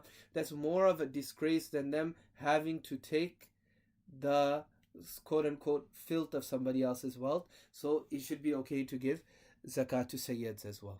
As far as the organizations, personally I don't think that it's okay if the money is going for the to support the organization's functioning. Now, if the organization is one who it separates between zakat funds and different funds, and it makes sure 100% of the zakat funds go to people in need, then that's fine. If it's an organization that's going to act as a wakil, for example, masajid, they collect zakah money, but they have zakah committees. They don't use that zakah for the expenses of the masjid. They distribute that to people in need. Okay? They distribute that to people in need. Sorry about that. Then it would be okay. But for the functioning of the organization itself, personally, I don't think that is allowed, and you'll find people with other opinions. All I would say is that verify where your money is going and who it's going to, because as you'll see, one of the conditions for zakah is tamlik. Ownership needs to be given to somebody else. Ownership needs to be transferred. Okay, before we move on, let me look at these questions. If one of them is going to be answered later on, then I'll skip that. Do we have to pay rental property income? How do you calculate? You do have to pay income, but you don't calculate wealth every time you get it. So just like once you have the nisab, any wealth that you get is just added to your total assets. So just like you get a paycheck and you just put it in the bank, it's going to be the exact same for any type of income that you get. You don't calculate zakat on that separately. Or every check that you get, you don't have to give zakat on that 12 months from then. Once you have the nisab, it's basically like a snowball. Everything that's added in is going to be considered, right, as part of the snowball. You're not going to say this joined at this time, this joined at another time. And at the end of the year, however much you have, even if you earned it the day before the year is over, and we'll talk about how you calculate the year and all of that, your personal zakat year, then you give 2.5% of the total. Can we give zakat to non-Muslims? No, we discussed it. Okay, if somebody has a house but it's not primary residence, but not given for rent either, how do we calculate zakat? Nope, you don't have to. You don't calculate zakat on it. You don't. Even you don't stay in there. It's not being given for rent. You have the potential of staying in there. So it's now there's two things. We'll also discuss that. Just because a person has a lot of things, that doesn't mean that they have to give zakat on them. And just because a person is giving zakat, just because a person does not have to give zakah, it doesn't necessitate that they're eligible to receive zakah. So a person who has a second house, they won't be able to receive zakah, but they're not going to have to pay zakah on that house. Okay? How do you pay zakat on business revenue? Do you pay on gross revenue or net income after expenses? That's a good question. And if I don't answer it properly by the end of the presentation, please go ahead and ask again. Nizar Khan, is the mortgage considered a debt? How do you compensate for monthly payment? We will get to that, and there's a portion for that. In 401k stocks, do we give zakat on principal or paper profit even not sold? We'll get to that as well, inshallah. So there's a section coming up for these things. Okay, what is the nisab?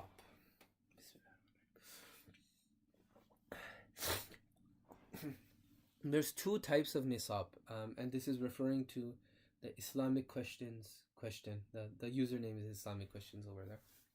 Okay, there's two types of nisab: nisab wujubu zakah and nisab hirmanu zakah. So wujubu zakah, or nisab wujubu zakah, is the amount of wealth that requires one to pay zakah. It includes only currency and trade goods, and along with currency you could say stocks and stuff like that too. Stocks and all of that is going to fall under trade goods. So remember that slide earlier that I had things that you pay zakat on? Those are the only things that are going to be considered for this nisab. Nisab wujubu zakah. Nisab just means like a threshold, basically, is what it means. Okay? Nisab hirmanu zakah is the amount of wealth that prohibits a person from accepting zakat. So you might not have a lot of currency and trade goods. You might be cash poor, but you might be like land rich, or you might have several homes or several cars. So this includes other property and other assets besides currency and trade goods. Things that go above and beyond the normal things that you'll need to support yourself. So after one residence, another residence that you're not using for rental, because if it's for rental, that's going to be, it's going to be like a trade good. It's going to be something that you use in order to earn. But if you just have another house just lying there, so now you have more than you need, so you can't accept zakah, but you still don't have to give it either. Okay, other things that are included in this, like homes, vehicles. Okay, now under necessities, in this day and age, a phone will fall under necessity. It doesn't matter if you have a Samsung Galaxy or an iPhone or whatever nice phone there is out there, the phone in and of itself is kind of like a necessity. So the fact that you have the phone, it's not gonna prevent you from, it's considered to be hawaijul asliya in the urf that we're living in the place that we're living in. So you're not gonna say that, oh well, he has a nice phone, his phone is worth $1,000, therefore this person can't receive zakah, because it's almost become like a condition nowadays, right? And I would say the same pretty much for a computer or a TV.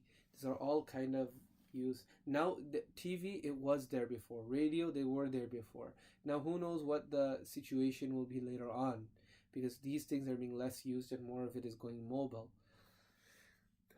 Okay, after that, now nisab. This next slide, it's technical. I'm just telling you historically where things they came from. Okay, but okay, this is a good question too. How do you know if somebody's below the nisab? It's very difficult to know nowadays.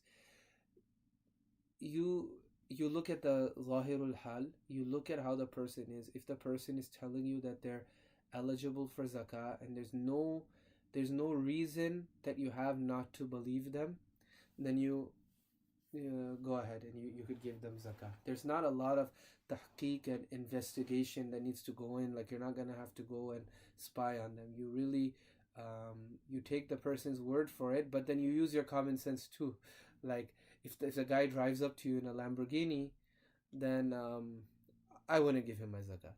It's it's a judgment call. All right, so now this next, like I said, look, this is technical. The next page, inshallah, I'm going to simplify it for you. I just want you to understand where things come from. All right, so the nisab for wujub of zakah is equal to 20 misqal of gold. 20 misqal, this is a measurement that was used in Nabi sallallahu alaihi wasallam's time. It's equivalent to 87.5 grams of gold, and the silver nisab is equivalent to 62.36 grams. I think it's like 200 misqal, if I'm not mistaken. It's 200 something. There's a term in the Sharia, right? That's what silver is. So 87.5 grams or 612.36 of silver. Now these numbers are only going to be relevant to you as an individual if you have no cash and you have only gold and silver. If you have only gold and only silver, then you're not going to worry about cash value of it. All you're going to do is you're going to go based off of the weight. Okay? That's all you're going to do. And but otherwise, what you're going to do is you're going to calculate the cash value of the grams of gold and the grams of silver. Okay? When there's a mix of these two, then the amount that's more beneficial to the poor is used. Okay, so in order to determine, and I know that this is complicated, and I apologize if I'm not explaining it in a way that you're understanding, so just please have no hesitation in asking for me to clarify. Okay, Like I said, these are set as a threshold for a person being wealthy or self-sufficient, and this was in Rasulullah sallallahu alaihi wasallam's time. So this means that in Rasulullah sallallahu alaihi wasallam's life, 87.5 grams of gold was equivalent in value to 612.36 grams of silver, more or less. Okay, they were pretty equivalent, meaning silver had some value at that time. Okay, now afterwards the prices of these began to diverge a little bit. So then what the fuqaha did, now you have two nisabs. So they said, okay, which do you use when you have a mix of wealth? When you have cash, when you have gold, when you have silver, which nisab do you use? Do you use the cash value of 87.5 grams of gold, or of silver, 612.36 grams of silver, the cash value? From now on, I'm just going to refer to those as gold nisab and silver nisab. Which do you use? So what they say in their books, it says, whatever is anfa' lil fuqara, whatever is more beneficial to the poor. So what's traditionally been used, what you'll see especially in the subcontinent, I'm not sure about the Arab world, but I think this was prevalent for some time in the Arab world as well, is that the silver nisab was used. Why? Because silver is used less, is worth less than gold. So what happens is people will say, well, the nisab will be lower, therefore more people will give zakah, so it'll be more beneficial for the poor people.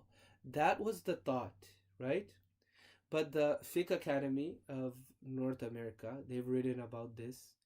And I had always thought this before, and I was very happy when they wrote this fatwa as well. And along with that, Mufti Radaul Haq of South Africa, he's written this. I believe Sheikh Wahba Zuhaili, rahmatullahi alayhi, Dr. Wahba Zuhaili, he also, this was his opinion from what I remember. Sheikh Yusuf Qardawi writes very forcefully about this, that the gold standard must be used, for the gold nisab must be used. And the reason for this is silver is practically valueless in this day and age. So you're going to have so many people who are going to have to give zakah.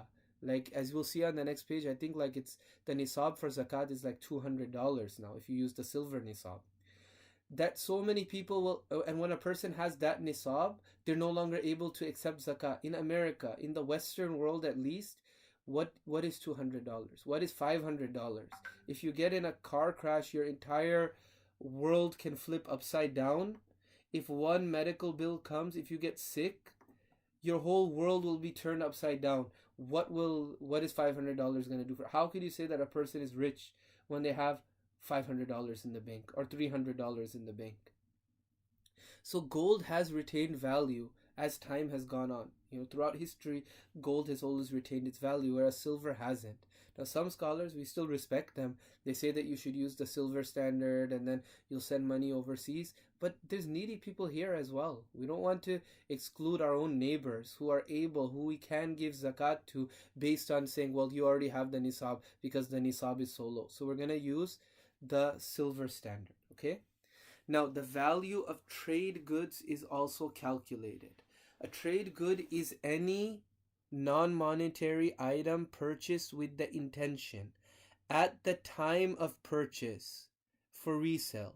So now, when you buy a house, when you intend to buy it in order to rent it out, or you buy another car in order to rent it out, like on Turo, or there's that app nowadays, right? Turo, or a taxi or whatever, you buy it with the intention of renting it to people, then you're not going to give zakah on it. Trade goods are only those things that are purchased at the time of purchase. You have the intention of selling them. If a person buys with the intention of selling it and then changes his or her mind and decides to keep it for personal use, again, it's not going to be considered a trade good anymore. Like I buy an iPhone and I buy it because I just want to flip it. I want to sell it. But then I start using it. I'm like, oh yeah, this is really good. I like it. Yeah, I think I'll just keep it. So now it's not considered to be a trade good anymore. Once something loses that trade good category or that trade good stamp or classification, it won't regain it. Even if you sell it later on, then the money that you get for the sale is going to be added to your total accumulation of wealth that you have. Okay. I'm sorry, maybe it's 2 slides from now. Okay, debts. Let me just, yeah. Okay, debts are subtracted from the Nisab calculation. And so over here on this one, you're going to look at your assets. You're going to calculate all of that. Then debts are subtracted from the Nisab calculation. And personal needs, Zakah is not due on them, as I had brought up. So the furniture, clothing, vehicles, home, work tools, Zakah is not due on those. Okay? Now, again, they may prevent you from giving Zakah, from being able to receive Zakah, but not necessarily. And work tools, they're going to, differ from person to person. Like if somebody is a contractor, they might have really good tools, but they need that for their job. If somebody is a scholar, they might have 5 rooms full of books, but that's considered to be for their work, right? The next thing is, okay, this amount becomes zakatable when 1 lunar year passes and a person is in possession of the nisab at the beginning and the end of the year, regardless of whether they go below the nisab amount in the middle of the years. So in other words, only look at the start and end dates. And your personal year, it begins when you gain the nisab. So let's say somebody, they finish college and they get a job. And to make it easy, let's say that the nisab is $1,000. So they get their first paycheck and it's $4,000. And they're really smart and they got a bunch of scholarships and stuff, so they don't have any debts. Okay, so their first check was $4,000 and now the nisab is $1,000. Okay, so from that day, let's say that it's the first the 3rd of Safar, right? That's my birthday. It's the 3rd of Safar. Let's say that's the day they happen to get it. I didn't want to use the 1st of Muharram because you might get confused. I think it's at the beginning of every Islamic year. It's just on any day where you get this amount. So for that person, for Zayd, right? Zayd, he's working. He gets his first paycheck on the 3rd of Safar. So now he's in possession of the nisab. He doesn't owe anybody. Now he has certain expenses. So he goes out, he gets an apartment, he starts to get, he buys food, this and that. He may dip under $1,000. But as long as he doesn't go to zero, we don't look at that. What we look is 1 year from now, if Zayd has the nisab. Now the nisab at that time, it might have gone up or down a little bit. But whatever the nisab is on that day, if Zayd has that amount or more, then zakat will be due on him. And if 1 year from now, on the day, to the day, if he doesn't have the amount, then zakat will not be due on him. So see how merciful the Sharia is upon us. Allah subhanahu wa ta'ala is very merciful. He said for 1 year you need to possess a certain amount. From year to year, yeah, they'll be up and down in the middle of the year, but you'll say generally for 1 year, Allah subhanahu wa ta'ala has allowed me to hold my head above water and take care of myself. Okay? I hope that made sense. Okay, in practical terms, what are you going to do? All right? The worksheet, if you guys want, at that link, you could just click it and just have it on the side maybe, or just take a look at it at the end. I really hope that it'll help you out, inshallah. Okay, in practical terms, what are you going to do to find out the nisab and this and that? You might want to go and look up gold prices and all, or you could go to darulfiqh.com. darulfiqh.com. If you just scroll down a little bit, you'll get to this portion that says indices. Okay, and he has a thing over here where you can go and you could switch the currency as well. So switch to dollars, and now you'll find the nisab for zakat of gold, and you'll find the silver nisab. Now, I don't know if it's big enough, but look at this discrepancy. As of last night, right, you can see at 1:31 a.m. This zakat was, the gold nisab was $4,700, and the silver nisab was $298. Right, so $300 versus $4,700. There's a huge disparity. Now, somebody who has 5,000 in the bank, yes, we're not saying that they're rich by any standard, but inshallah ta'ala they'll be able to deal with the ups and downs of life, inshallah. You make dua for them, right? But the silver is $300. Like that might be one trip to Costco these days, right? And yeah, this site is really good. You know, you could go this other like Mahar of the Azwaj of Nabi Sallallahu Alaihi Wasallam, the Mahar Fatimi, the minimum Mahar, etc. You could get all of these things here. It's a good site, and at the end, you know, I give him a shout out as well, Mufti Faraz Mahmoudi. He does a really good job, mashallah. Okay, so then what you're gonna do? Go to darulfiqh.com, check the gold nisab. Okay, now if somebody's really generous, like if you're wanting to train your child, then you could have them give zakah if they have the silver nisab, but I'm telling you, use the gold nisab for yourself as an adult. If the value of your assets minus liabilities, this means minus liabilities, is more than this number for one Islamic year, 2.5% of that amount is due as zakah. Inshallah, I'll talk about what you at the end. I think I put it at the end about whether if you want to give your zakah in Ramadan, what will you do? If you want to change your date, if you don't know practically when you got the money and all of that, we'll go over those things inshallah.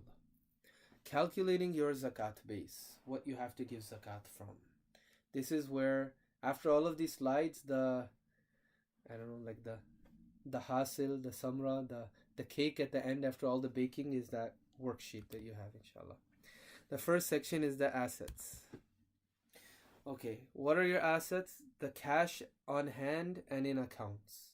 Okay, and gold and silver and gold-plated items, they don't count. When you're like, if you have a gold-plated watch, that doesn't count. You're not gonna give zakat on that. Then there's trade goods. Okay, there's retirement packages, so we have the 401k and other things. Stocks, and you have debt receivables, meaning somebody owes you. Okay, so let's go through these terms. Okay, as far as cash on hand and in accounts, I hope that the first two are pretty self-explanatory. And as far as gold and silver, as I said, if it's jewelry and the jewelry has other stones and stuff on there, go to a jeweler and ask them how much gold and silver is in those things, and you'll take their word for it. Okay, trade goods. A trade good is any non-monetary item that's purchased with the intention at the time of purchase of resale. I know I'm harping on this, but it's easy for us, right? Again, we see Allah subhanahu wa ta'ala's mercy upon us. If a person buys with the intention of trade and then changes his or her mind and decides to keep it for personal use, it's no longer considered a trade good.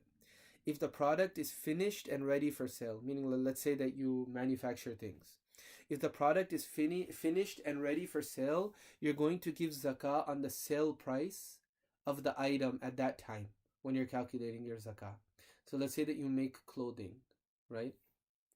So you're gonna use the retail price, not the market value, because your stuff might be really good quality, so you're marking it up. Okay, if the product is still being manufactured, you give zakah on the market value of the item. And when you calculate, like let's say that you have a business partner, so you're gonna calculate the value of your assets within the company. So like those trade goods and stuff like that, those things in the company, what you're gonna do is, let's say that you're a 40% partner in the company, so you're gonna take 40% value of the totality of the trade goods, and that will be your wealth. So it's based on the percentage that you are as a partner, if you're a partner. Okay, retirement package. Okay, this is a fairly new concept, so scholars have differed on how zakah is calculated, right? And so, full disclosure, like I don't, there's some of these questions, right? Like for example, mortgage or 401k.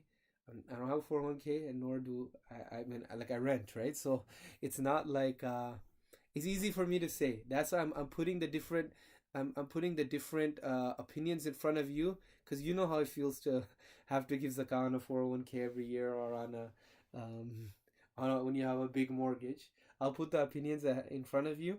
Now, I could tell you the scholars that hold these opinions, whoever you trust, go ahead and you could speak to them. Okay? One of them is that, so for retirement package, this is going to be a 401k, and this is going to be an IRA.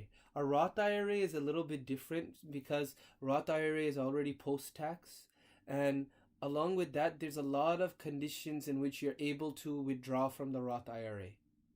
Okay, there's a lot of leeway as opposed to a regular IRA or a 401k. So in this, one of the opinions is that you give zakah on the entire amount on a yearly basis. So this is the opinion of Mufti Abdul Rahman bin Yusuf of the Zamzam Academy, White Thread Press, White Thread Institute, Mufti Abdul Rahman Mangera, and also the opinion of Mufti Abrar Mirza. This is somebody who I'll go a lot to for newer financial masail. He's really, really well versed in that, and he has a lot of he studied a lot in and he works in in these fields as well. So they say that you give the entire amount on a yearly basis. Okay, and inshallah we'll try to have him come for a our goal is that sometime we weren't able to do so because of the situation now, but we'll invite Mufti Abrar Sahab for a Zakah seminar. Inshallah he'll do a better job than me. All right, or number 2 is zakah is given on the amount after the penalty that's incurred for early withdrawal and taxes that would be paid if withdrawn today are calculated. Meaning you're not withdrawing, and this addresses Brother Waqar's question, or was it not Brother Atik's question, right? Do you, okay, if you were to withdraw it, you look at the value of your 401k or IRA, and you look at what would I get in hand if I withdrew it today, paid the penalty, and thereafter paid the taxes as well that I'd incur, because these are pre-tax, right? So after you take that, then you say this is what I would have in hand today, or this is what I have access to today, therefore I am going to pay zakat on this amount. Okay, and as far as in a 401k, because there's matching from your employer, zakah is only paid on the matched portion when the account is vested. Okay, when the account is vested. When it's non-vested, you don't consider what your employer is giving you. Okay, so now these are the 2 opinions. There's one more. Some scholars have said that no zakah is due. I don't feel comfortable saying that. You can go and you could find their opinions and speak to them, because we say that zakah is not due on mandatory contributions. For example, the social security, zakah isn't due on that because the government is taking it from you on a mandatory basis. As far as these other things, 401k and an IRA, yeah, they're convenient and they're really good to have, but we're electing to contribute to those, and we do have access to the wealth. That's why the second opinion says that if you need it, you can get it with the penalty. So there's some fee associated with accessing it, but that wealth, it's still yours, it still belongs to you. And if you were to pass away, from my understanding, it goes to your beneficiaries as well. It's not like it's imaginary and that it just disappears. So therefore, one of these 2 opinions, whichever one, the second opinion, like Mufti Rabbani Sahab, this is his opinion, and Mufti Naif, that used to be in Brownstown Masjid, he moved to New York, but so his opinion, and many other scholars that have this opinion as well. So whoever you trust and have i'timad on, go ahead and you could follow that. There's okay, assalamu alaikum. If a person is having medical problems and advised not to fast by their doctor, how much should be paid to feed a needy person? Well, this is if it's permanent medical problems. If it's temporary, you're just gonna wait until you get better and keep the fast. You don't have to pay fidya. But if it's like a chronic illness, then what you're gonna have to do is you will inshallah use whatever the masjid charges as sadaqatul fitr. I think it was $8 this last year. You're gonna look at that and you'll give that amount for every day. Okay, stocks. This is the next thing. Shares of stocks, they might be purchased with 2 intentions. One is you purchase it strictly for capital gain. Okay, and this comes down to your intention. You know why you're buying it. Okay, if you purchase it strictly for capital gain, then zakah is going to be on the market value of the shares every year. So here's an example. I purchased Ford stock, and I'm just making up the numbers. I don't know how much Ford stock is. I know there's a lot of people in our community that work in Ford. So I hope that Ford is doing well. I hope GM, I hope that Chrysler, I hope all of them are doing well. Okay? So I purchased Ford stock for $10 with the intention of eventually selling it. When my zakah is due, it's now worth $20. Right? I'm not going to sell it. I still hold it, but its value is now $20. So the zakah of $20 will be calculated, not $10.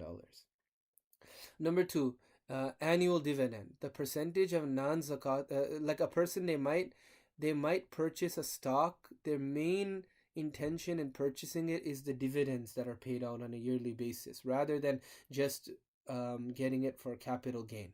So for an annual dividend, the percentage of non-zakatable items owned by the company, like machinery, land, and those things, you can find all of this on the company's annual report. This can be deducted. So let's see if this makes sense. I purchased Apple stock for $100. Even I know that is worth much more than that. Okay, but let's say that you just got a deal. All right, so without insider trading. Okay, I purchased Apple stock for $100 with the intention of holding on to the stock and getting the yearly dividend. So the reason I bought it is I like those dividends that I get on a yearly basis. Okay, 10% of Apple's assets are raw material. Again, this is all made up numbers. 10% is cash, 10% are produced goods, and 10% are goods which are still being processed. This is 40% of Apple's assets. 60% of their assets are machinery, tools, land, furniture, and planes. Vehicles. These are things that zakat is typically not, that zakah is not calculated on. So your zakah will be due only on 40% of the value of the shares at the time of calculating the zakah, because in this case the share that you purchased, it doesn't become an article of trade in and of itself, because you purchased the share with the intention of receiving a share of the company's annual profits. That's what a dividend is. Ideally, I think that when there's financial gain games being played, and like when there's these what do they call them? Like those the investors, like the barbarians at the gate, those people, the hostile investors, I think, what they just push for dividends whether or not the company can afford it.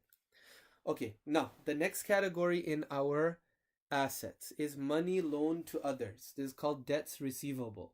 In debts receivable, there's two types. There's a weak debts receivable and there's a strong debt receivable. Okay? Weak debt receivable is wages to be received. Okay? Like, so this says you're supposed to get paid, but you haven't gotten paid by your employer yet. Okay? Rent to be received. And Allah protect everyone. Inshallah, nobody's going through this right now. But for example, if you're supposed to get a unemployment check, I'm just saying it because it's relevant right now, then this would also be considered a weak debt receivable. Or these stimulus checks, because you don't know when you're gonna get them. Inshallah, you've gotten yours. Okay, the rent to be received. This is for a landlord, or a woman waiting for her mahar. Right, she's waiting to get her mahar. Or you're waiting to receive a share of inheritance or wasiyah. These are all weak debt receivables.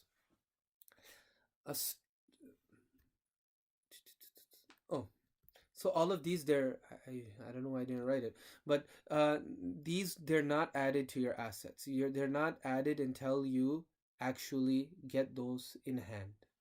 Okay, these weak debt receivables, they're not calculated until you get them in hand. Okay, the strong debt receivable, there's also two types of this. There's good debt and there's bad debt. Good debt means that the person who owes you, the debtor, he acknowledges that he owes you and you're confident that you'll receive the money. Reasonably confident, okay? So this will be added to your asset base. Let's say that Zaid, he lent Amr $10,000 and he said, you'll pay me back in 3 years. And he knows that Amr is a good guy and Amr is going to pay him back, and Amr acknowledges, he says, yeah, I'm working on it and everything. Every year when Zaid goes ahead and calculates his zakah, he's going to add $10,000 because it's as if that's his wealth. Okay? Bad debt is the debtor does not acknowledge the debt. So Amr tells Zayd, I don't know what you're talking about. You didn't loan me any money, and there's really no realistic chance that you'll get the money back. You don't add that to the value of your assets. So Zayd is not going to add those $10,000 that he really thinks he's never going to get back. He won't add that when calculating zakah.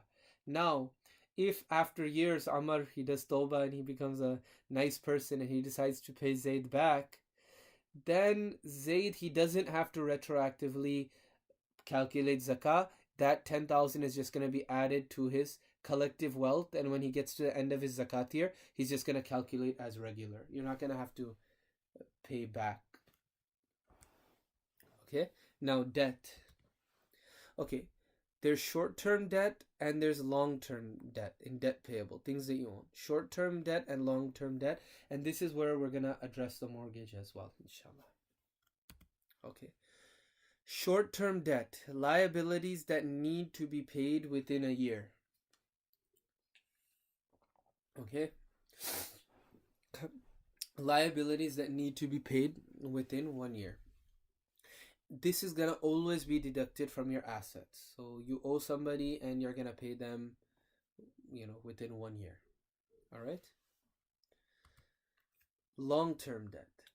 This debt, this short-term debt will also be like, even if you purchase something, let's say it was 6 months interest-free. So you have to pay it within 6 months. So then this is going to be deducted from your assets. Why? Because there's something that will demand it from you in the near future. Long-term debt. This is a debt that spans over a number of years. This can be an individual loan, or this can also be a mortgage or a car payment. Okay? The amount that one needs to pay within 1 year can be deducted from the asset. So for a mortgage, you're going to take 12 months worth of the mortgage, and you're going to go ahead and you're going to deduct that from your assets. Okay? Now for house payments, only the principal, okay, it should be within LE, right? The principal can be deducted, not the interest. Okay? So whatever the principal amount that's due within a year, that can be deducted. The interest can't be deducted. Now I'm not here to say at this time, like this is not the time and place, are you allowed to get an Islamic loan, is it interest bearing mortgage and all of that. That's a different discussion for a different time, and I would caution anybody against making big bold statements in either direction, because it is a delicate issue and it's a thing that needs to be looked into, and there's many aspects of doing it, and that's what's required. A person has to look at things with a cool head without making bold statements, this is absolutely haram. Or so some people, they'll say that like an interest mortgage, there's this, that, and there's all of this punishment. And other people, they say that Islamic mortgage is the exact same as interest, there's no difference, whatever. Again, I'd caution both sides not to make bold statements. There's a lot of aspects to look at when it comes to that, but we'll leave it at this, that only the principal can be deducted, not the interest. Okay? Now when it comes to I'll leave it at that. If you have more questions, go ahead and you could ask me. I could clarify further. Okay, debts that can be deduced from assets. Okay, outstanding, not future, but outstanding basic living expenses which have not been paid for yet. So it's like utility bills. Okay, rent, rent shouldn't be here. It should be somewhere else. But for utility bills, like you incur it, but you don't pay it immediately. Like you could pay it after 2 weeks or 3 weeks, right? And same with credit card bills. You're gonna deduct those because they're due in like a few weeks or whatever. There's the billing date, but then it's due very soon, right? But you might not have paid for it at the time when your zakat is due. So like if people are going to take out their zakat in Ramadan, now your April bill, you may not have paid it yet, but it's already been incurred and you've already been billed for it. Okay? Rent, I don't know. Personally, I just do 1 month because that's what's going to be due immediately. If a person has a lease, I don't see why they wouldn't be able to deduct 1 year. Wallahu a'lam. Okay, so now things that are purchased on credit. You have taken receipt of goods, but you haven't paid for them yet. Okay, meaning you've taken the goods, you owe the money, you're allowed to deduct that from your assets, even if you haven't paid for it yet. Outstanding salaries, meaning you're a business owner or you're somebody who pays others, and service fees, right? Somebody did something for you, you have to pay them. Somebody came and did work on your house, but they bill you every month. You're going to deduct this from your assets. Unpaid dowry, mahar to one's wife, assuming one intends to pay this during the year, then you can deduct it. But if not, then you won't, because there's two concepts. One is what is like the best thing is just pay it all up front if you can. There's a mahar mu'ajjal with a ayn, and there's mahar mu'ajjal with a hamza. Some people, what they do is they keep a small mahar mu'ajjal short, and then they have a very large mahar mu'ajjal that a lot of times practically it's just held as a guarantee that there's not a divorce. The wife never really asks for it. So you're only allowed to deduct what the mahar is if you intend to pay it within the year. Okay, personal loans, the portion that needs to be repaid within 1 year. Okay, so 30,000, and the agreement is that I'll pay you back $10,000 every year. I could deduct 10,000 from my assets. Okay, commercial loans, only 1 year worth of payments can be deducted. Okay, so commercial loans would be mortgages, etc. All right, here's some scenarios to try to bring it home, inshallah, like some examples. Okay, after each one, I'll give like maybe 1 minute, inshallah. If you could try to calculate along. Okay, assume for this one that the nisab is $1,000 on the start date, Safar 3rd, 1441, and 1,500 on the end date. So on the 3rd of Safar, 1442, that would be the end date. So Zayd earns his first paycheck on Safar 3, 1441 for $3,000. He has no debt. After 1 month, he's left with $800, and then he's paid again. There are times over the course of year that he goes under the nisab, but on Safar 3rd, 1442, i.e. the end of his year, he has $1,600. Well, this one you don't have to, I'm not asking you for the answer. He will pay zakah on 2.5% of 1,600. Why? Because the mahar on that date, I'm not the mahar, what am I saying? The nisab on that date is 1,500, and he has 1,600. Even though the nisab has gone up over the course of the year, he still has more than the nisab at the end of 1 year. Therefore, he's going to pay zakah. Okay, here's Zayd again. Okay, the same assumptions are in place. He gets his first paycheck. All right. On the 1st of Safar, 1442, just 3 days or 2 days before he's supposed to pay zakah, he has $10,000, but then he decides that he wants to go and buy a car. So he goes and he buys the car. So on the 3rd of Safar, 1442, he only has $1,000. And the nisab is 1,500. So Zayd will not pay zakah because the nisab on that day is $1,500. Even though it was 1,000 when he started, the nisab has gone up during the year. And so on the end date, he doesn't have the nisab of the end date. He doesn't possess that amount, so he won't pay zakah. And this is a question that people, they ask all of the time too. They're like, oh, well, I'm intending to buy a car after Ramadan. Can I deduct that from my zakah? No, you can't. You have to deduct it earlier.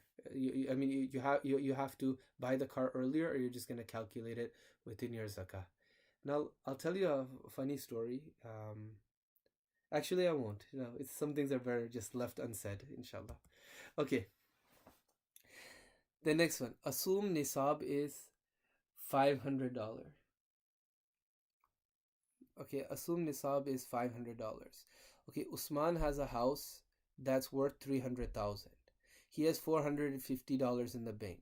He has a car worth $10,000.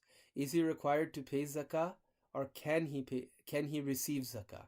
So the part A is he required to pay zakah? Part B is, can he receive zakah? Go ahead. This is not a hard question. So I'll give you like 40 seconds. You can go ahead and you can put the answer in.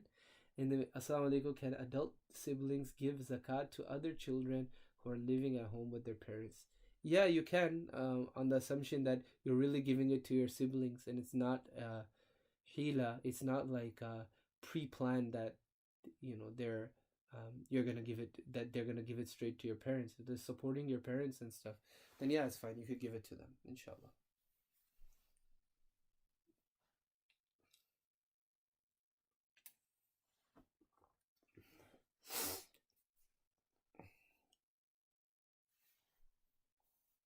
Okay, any answers?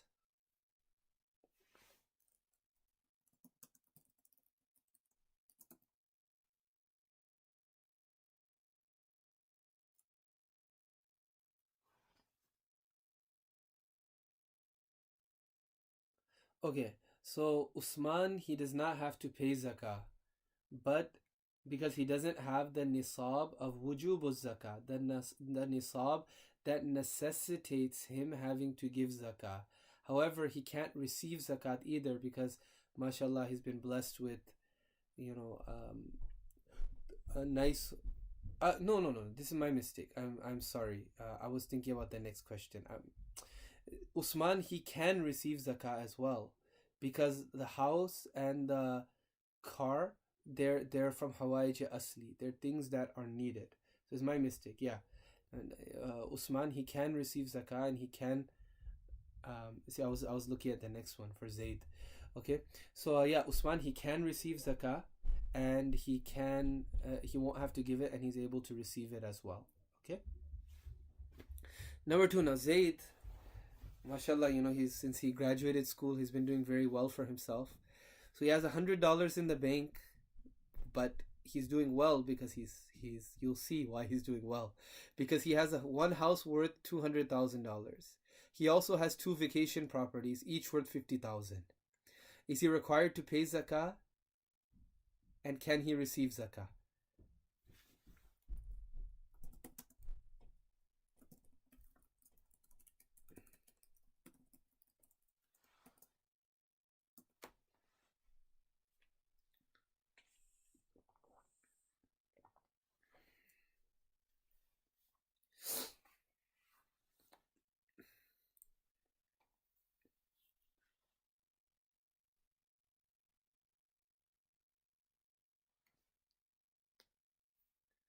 It's a tough crowd, right? um, so yeah, Zaid, he won't have to pay zakah. He doesn't have a lot of cash on hand, but he won't be able to receive zakah either because he has above and beyond his own needs. Okay. Now Mike has $250 in the bank. He has a rental property that's worth $75,000 with $300 in rental income. He has a property for resale worth $50,000. How much zakah should he pay? The first two questions were easy and nobody answered those, so I'm just gonna give you the answer for this next one because I don't think anyone's gonna answer this one. Oh, oh, because of the delay. Okay, Shahid Khan, no and yes because those are property.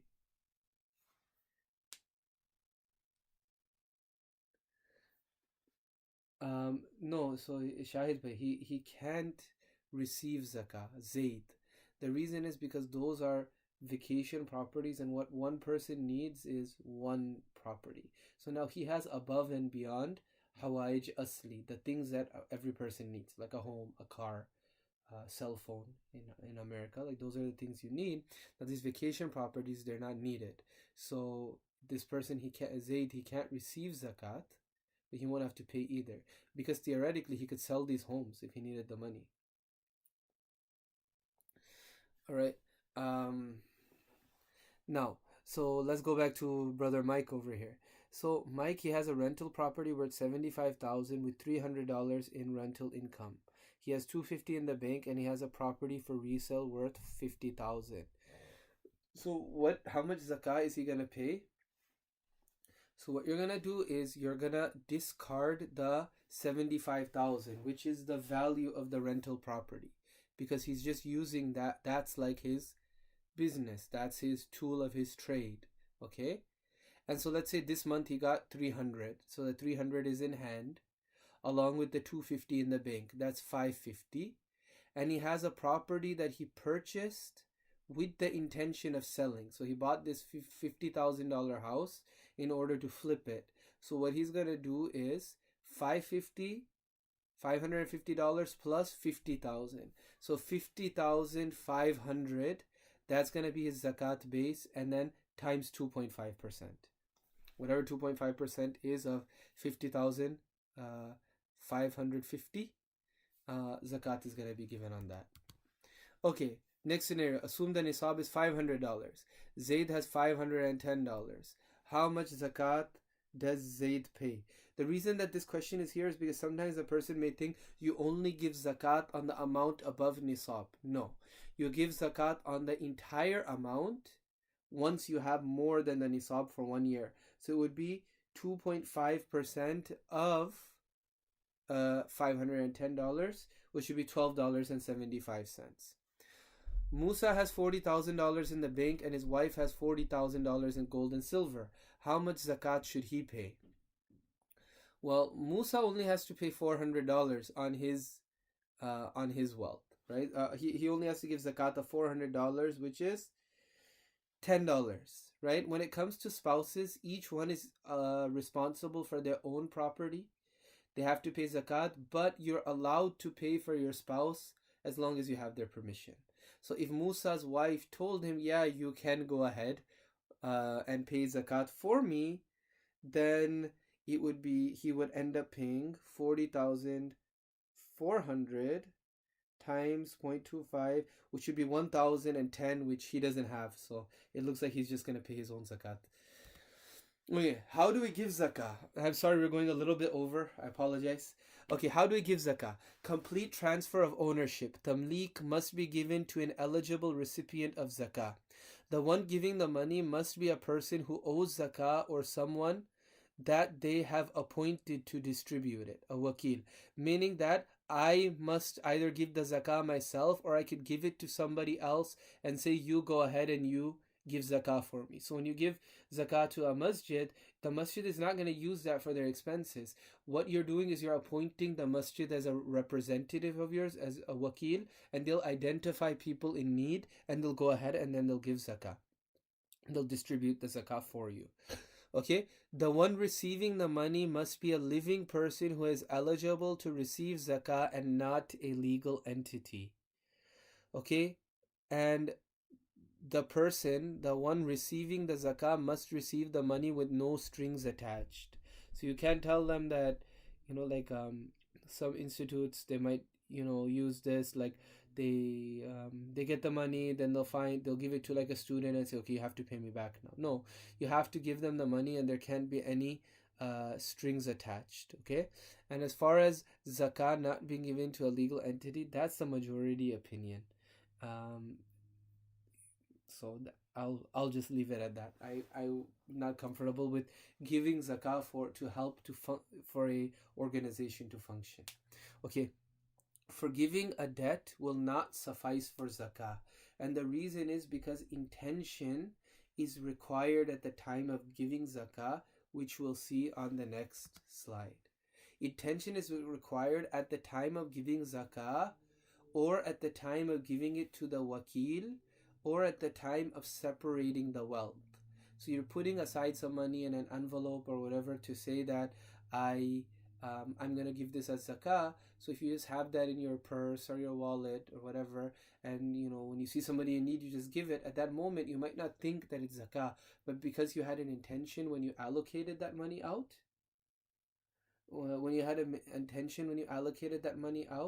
that would be fine. Or when you're actually giving it, or you're putting it in the box in a masjid, or you're giving it to somebody, or you're transferring it and you're pressing send on your phone or on your computer when you're sending the money to somebody, at that time what you're going to do is you're going to have intention, this is my zakah.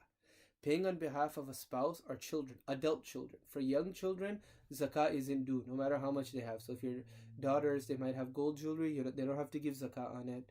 If your kids, they have a lot of Eid that's built up over the years, and they have even the nisab amount, they won't have to, they won't give zakah, period. When they get older, you're allowed to, it's permissible to give zakah on their behalf, But I wouldn't recommend you to do that for your children because you have to train them.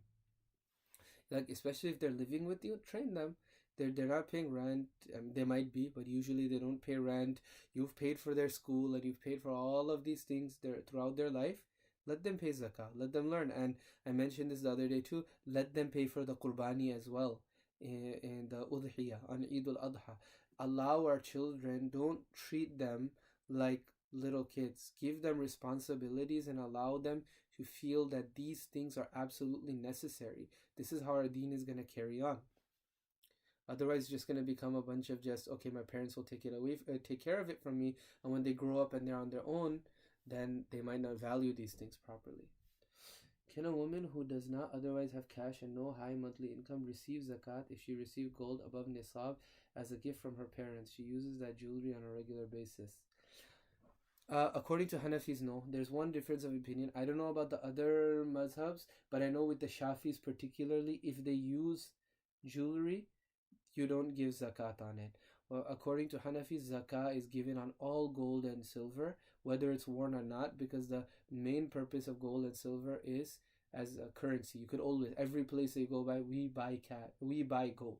We buy gold. So even if they don't have any other income, they have to give zakah, or they would have to sell some of the jewelry. But the nice thing and the right thing to do is her husband should pay zakat for her. If there's no husband, then she would have to sell some of it and pay zakah. All right, or her children. Anybody could pay the zakah for her. It doesn't have to be the husband. Okay. What if I can't remember when I become a nisab holder? If a person does not know when they become a nisab holder, or they want to change their zakat date, what do you do? Okay, you don't know when you became a nisab holder, then make a best estimate by reviewing your bank statements and stuff like that. Right? Make your best guess and try to retroactively go back and pay on a yearly basis. Or if you want, and now after that, after you've paid whatever, choose a new date and ensure that whatever you might have owed, I might have owed for X amount of years, you're going to I owed for the X amount of years. After you pay that, now you could just choose a date and use that as your date for a start and end point for your nisab every year. Okay, so you're going to choose a new date. Now what if you want to move your date? Well, again, you can move your date. Like, let's say that you want to pay in Ramadan. You can move your date, and what you're going to do is you're just going to pay a little bit extra. You're going to take into account the difference between your old date and the new date that you're setting.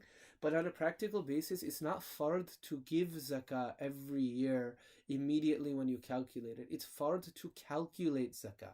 And this is an important point when it comes to your 401ks, etc. as well. If the number is high, you just have to record how much you owe on it on a yearly basis. You don't necessarily have to pay it because you might not have that much cash, or it might be a burden. You're just going to write it down, and when you withdraw the money, the 401k or the IRA, when you get all the money, at that point you're going to pay the zakah on years past. And I'll bring up one other point as well. If you're not paying your zakah on a yearly basis, meaning you're calculating but you're not paying, whether it be through a 401k, whether it be for any other reason, right? Even if you have, when you calculate the next year's zakah, you're going to minus the unpaid amount of zakah as well from your total assets, because that is basically, you owe it to Allah subhanahu wa ta'ala, right? You owe it to the fuqara, to the poor. It's the haqq of Allah. So at this time, what you're going to do is you're going to subtract that from your assets, whatever is owed in years past, well, whatever is unpaid, I mean. Okay? Another alternative is continue to calculate at your regular date and go ahead and pay in Ramadan. This is something else that I'll say, look, it is good when you look at it from this perspective. I get more reward for giving in Ramadan. Yes, if you do the numbers, you'll get more reward for it. But sometimes we have to think that don't deal with Allah subhanahu wa ta'ala just on the basis of numbers. Look at the condition of your heart as well. If there's an opportunity for you to give zakah and there's a needy person and you say, no, I'm not going to give it to you because it's not Ramadan yet, who knows if we'll live to Ramadan? And Allah subhanahu wa ta'ala, if He wants, because of that ikhlas that you have in your heart at that time that you give, Allah can, who's telling Allah that He can't give you more reward um, for giving it now than you would have gotten for giving in Ramadan? And it might be a means of you drawing nearer to Allah subhanahu wa ta'ala as well. Okay, so this is a very delicate point. The great scholar Shaykhul Hind rahmatullahi alayhi Mahmud al-Hassan, he used to, at the end of every night, he used to sit and pray the last 2 rakahs of tahajjud sitting down. So somebody, his students, they asked him, they said, Hazrat, you're such a big alim, you know that when you pray nawafil, sitting down, you get half the reward. And this means if you're healthy. If you're sick and you sit down and pray, you get the full reward. But anytime, any person who wants, you can pray nafil sitting down, but you get half the reward. So why do you do this? Why don't you just stand up and pray the last 2 rakahs? He said, if you're going to look at it strictly on a numbers basis, yes. But the sunnah of Rasulullah sallallahu alaihi wasallam was he would pray the last 2 rakahs of the night sitting down. So it's more beloved to me to follow the sunnah of the beloved of Allah, hoping that I'll gain Allah subhanahu wa ta'ala's love, than to just look at it and calculate it strictly based on numbers. Okay?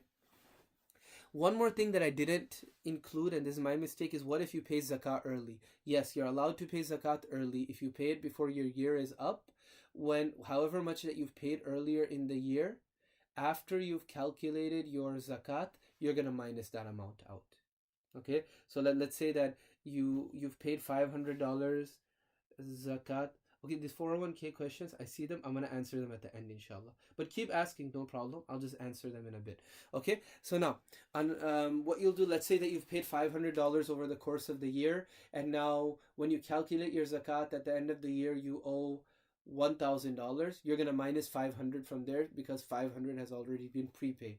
Particularly for people who have a high income, where it might be hard to pay a huge amount of zakat at one time over the year, this is a good idea to try to space out your zakat throughout the course of the year. Okay? Now, Sadaqatul Fitr. Sadaqatul Fitr is wajib on every Muslim who's legally responsible and possesses Nisab, Hirmanu Zakah, in excess of debts and personal needs. So you don't need to have necessarily like zakah, you don't have to have the nisab like $4,000, right, worth of $4,700 worth of cash and assets. You don't need to have that. You need to have nisab hirmanu zakah, meaning you have above and beyond what you need, in excess of your debts and personal needs. For these people, zakah is wajib on every Muslim. Doesn't matter the age at this point, right? But fathers, they're responsible for their children's sadaqatul fitr as well. It's not mandatory for them to pay sadaqatul fitr for their adult children or their wife. If you want, you can go ahead, but ask them. Remember, intention, especially for zakat, sadaqatul fitr and zakatul fitr, they're the same thing. But as far as in zakat especially, you need that permission because its intention is a fard, so they have to make you the wakil basically. Over here, you should get their permission as well. So when I say not mandatory for adult children and wife, it means that it's not mandatory for the father or husband to pay for it. Okay, the amount due, what this means is this is how the masajid calculated. That's what it really is. The amount due is 2.2 kilograms of wheat or flour. Why we always say 2.2 kilograms? This is equivalent to a half a sa'. This was the measure that Rasulullah sallallahu alaihi wasallam would said that people would have to give out for sadaqatul fitr, or 4.4 kilograms, meaning one full sa' of dates, raisins, or barley. Okay, this was in Nabi sallallahu alaihi wasallam's time because people, they could cook, they could enjoy the day. In our day and age, it's better to give the cash value so a person can use it for things that are needed. Okay, like you want them to be able to enjoy the day. Now, sadaqatul fitr becomes wajib at fajr time on the day of Eidul Fitr according to the Hanafis. According to the Shafis, it's at Maghrib on the last day of Ramadan. Okay, the only place where there'll be a difference is when if a child is born on the night of Eid, preceding Eid. Will sadaqatul fitr be due on them or not? For the Shafis, no. For the Hanafis, yes. Or if somebody dies on that night. Alright? Now, it's preferable to pay it before going to Eid Salah, but but it will be valid if it's paid after as well. Okay, it's still, if you haven't paid before going to Eid Salah, it's much better too, because the point of it is to help people. But even if you pay after, um, to help people enjoy Eid is what I mean. But even if you pay after, then it'll still be due on you. It's still wajib, and you're gonna have to go ahead and you're gonna have to pay that amount. One other thing is, if you look, it becomes wajib on the day. This is why I highlighted the day as well, right? Or for Shafi'is, at Maghrib, on the night preceding Eid. The reason is because whether or not there's Eid Salah, Allah subhanahu wa ta'ala knows best what the condition will be this year.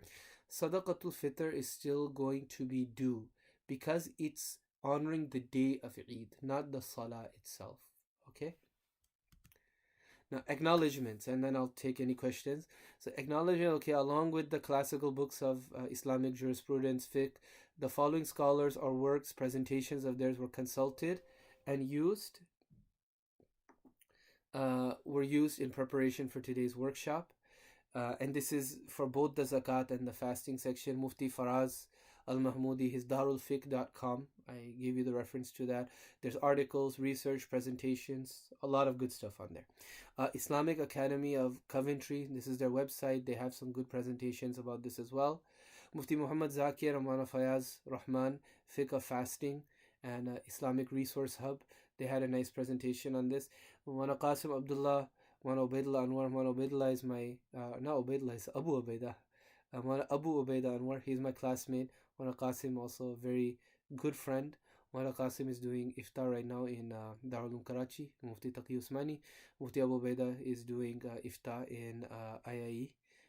In Chicago with Mufti Abrar Mirza. So, different questions about, especially about the modern masail, I did, reference back with them and just make sure that, what I understood was correct. So if there's any other questions, go ahead and type them in right now. And always, you could feel free to email me or text me. This is the email. I mean, if you have my number, you could text me. I don't really feel comfortable putting it online like that just in the comments of a video. Okay, for 401k, do we pay on the amount which we can take out of the fund at the time, or the full amount even if we cannot withdraw that amount? That's a good question. So I discussed there's two opinions over here, and because it's a modern masala, there's nothing really clear cut.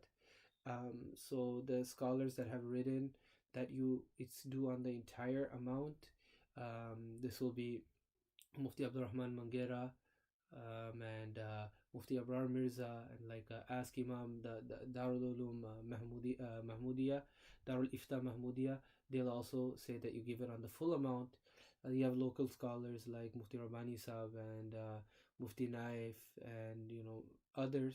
They all say that you only pay on the amount that you can take out, meaning the full amount of the 401k minus penalties incurred at the time of withdrawal minus tax that will be due at the time of withdrawal.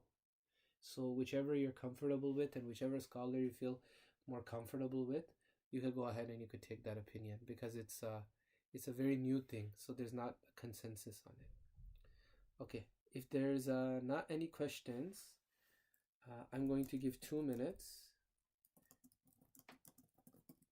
and after that I will log out, inshallah. So if there's any question, go ahead and put it in, and you could contact me if need be, inshallah.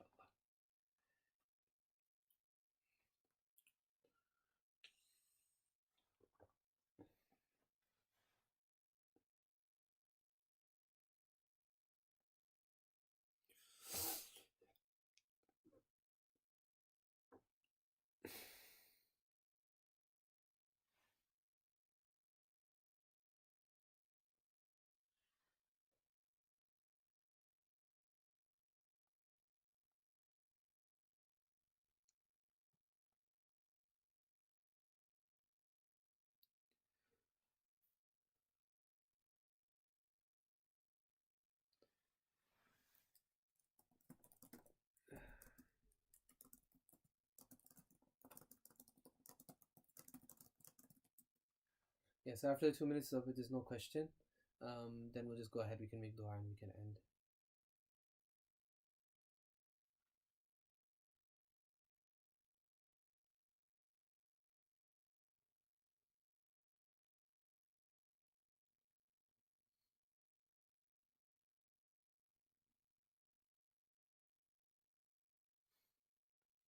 Can you explain zakat on business revenue? Okay, so zakat on business revenue. Okay, so zakat on business revenue, it's just like you're not gonna pay any separate zakat on it. It's basically whatever is coming in, and it's not even necessarily the basically it's going to be the net revenue and whatever you have personally, because you're doing zakat of yourself. It's personal zakat, it's not zakat of the business. So you're not going to do zakah of the gross revenue, you're going to do zakah of the net profit and that portion of the profit that comes to you. And it's not like, let's say that every that one day, 1 month, you get $50,000 net profit from the company, so you have to go ahead and you're gonna apply out, you're gonna calculate that I owe this much, I have to give zakat of 50,000. What it's gonna be is that you whatever money is added to your assets at the end of the day, right, along with the company's, like, I mean, cash reserves that would belong to you, right, like your percentage of that, along with whatever salary or whatever you've taken from the company, that's gonna zakat is gonna be done on that. You're not gonna do on gross. So at the end of 1 year, on the day when zakat is due, you're gonna look how much do you have in your account, basically, because that's your job, that's your source of income. I hope that answered the question. Do we deduct the mortgage amount while calculating assets? You can deduct out up to 1 year off. 1 year's worth of payments you could deduct, but only the principal is going to be deducted, not the interest amount.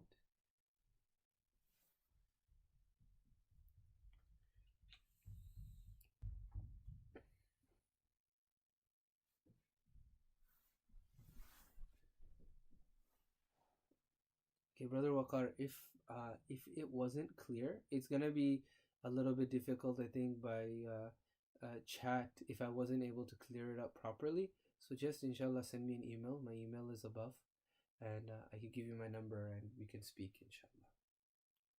But I hope that it cleared it up, inshallah. Okay, with that, inshallah, we can conclude. We can make a short dua, inshallah. الحمد لله رب العالمين والصلاة والسلام على سيد الأنبياء والمرسلين حبيبنا وحبيب رب العالمين رب اغفر وارحم وأنت خير الراحمين رب اغفر وارحم وأنت خير الراحمين يا رب العالمين يا أكرم الأكرمين. Please accept this gathering of ours, Ya Allah, Ya Rabb al-Alameen. Great Sahabis like Abdullah bin Mas'ud radiallahu anhu, Ya Allah, and great scholars of this ummah have said that even better than ibadah is sitting and learning masail of deen, so that we could act upon your deen properly, and so that we can send this out, we could convey this out to others and help it reach others, so that they could they could follow your deen properly. Ya Rabb al-Alameen, Ya Akram al-Akrameen. Please please allow this to be a means of ibadah for us this time that we sat, Ya Allah. Ya Rabb al-Alameen, please be happy with us, Ya Allah. Ya Rabb al-Alameen, allow us to reach this month of Ramadan, Ya Allah. Ya Allah, allow this portion of time in which we're having social distancing and we're having to stay at home, Ya Allah, let it be a means of us getting closer to you, Ya Allah. Ya Rabb al-Alameen, let it be a means of us getting closer to our families, Ya Allah.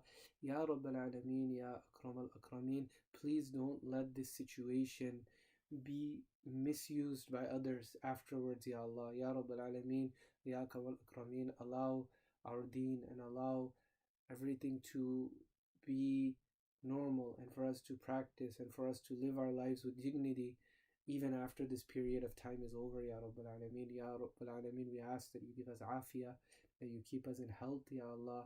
Ya Allah, that you keep our families in afiyah and our loved ones. Ya Allah, those who are sick, Ya Allah, we ask for you to give them shifa. Ya Rabb al-Alameen, we allow you to reward those doctors and others that are working at the time of this pandemic. Ya Rabb al-Alameen, Ya Akram al-Akrameen, we ask that you forgive our sins, Ya Allah. And Ya Allah, we ask that you give us barakah in our health and in our wealth and in our lives, and make us amongst those who live for you and die for you, and those who live with Iman and pass away with Iman. Ya Rabb al-Alameen, we sat here for 3 hours plus in order to try to preserve our Iman and to try to make sure that our wealth is halal. Ya Allah, Ya Rabb al-Alameen, until Qiyamah, Ya Allah, however many descendants of ours we have, Ya Allah, allow us and allow them all to remain steadfast on Iman. Save them from irtidad, Ya Allah, and leaving this deen. And Ya Rabbal Alameen, Ya Akrameen, till Qiyamah, Ya Allah, give us and give our descendants, Ya Allah, halal rizq, Ya Allah, halal rizq, Ya Allah, and allow us to abstain from haram, Ya Allah. صلى الله تعالى على خير خلق سيدنا محمد وعلى آله وصحبه أجمعين برحمتك يا أرحم الراحمين. Muhammad Qureshi. So we divide the total amount owed by the remaining years? I don't understand the question. Oh, so we divide the total amount. Oh, no. So you're gonna have a monthly payment, right? And I think that it's roughly equal. So whatever 12 months worth of your monthly payment for the mortgage would be, you're going to add that up and you're going to subtract that from your asset base.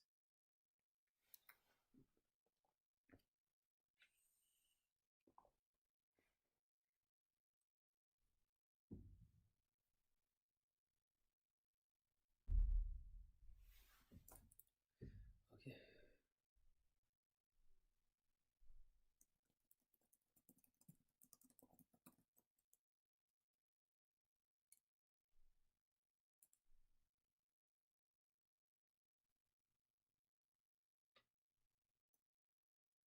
Right, so what I mean is you're not going to divide.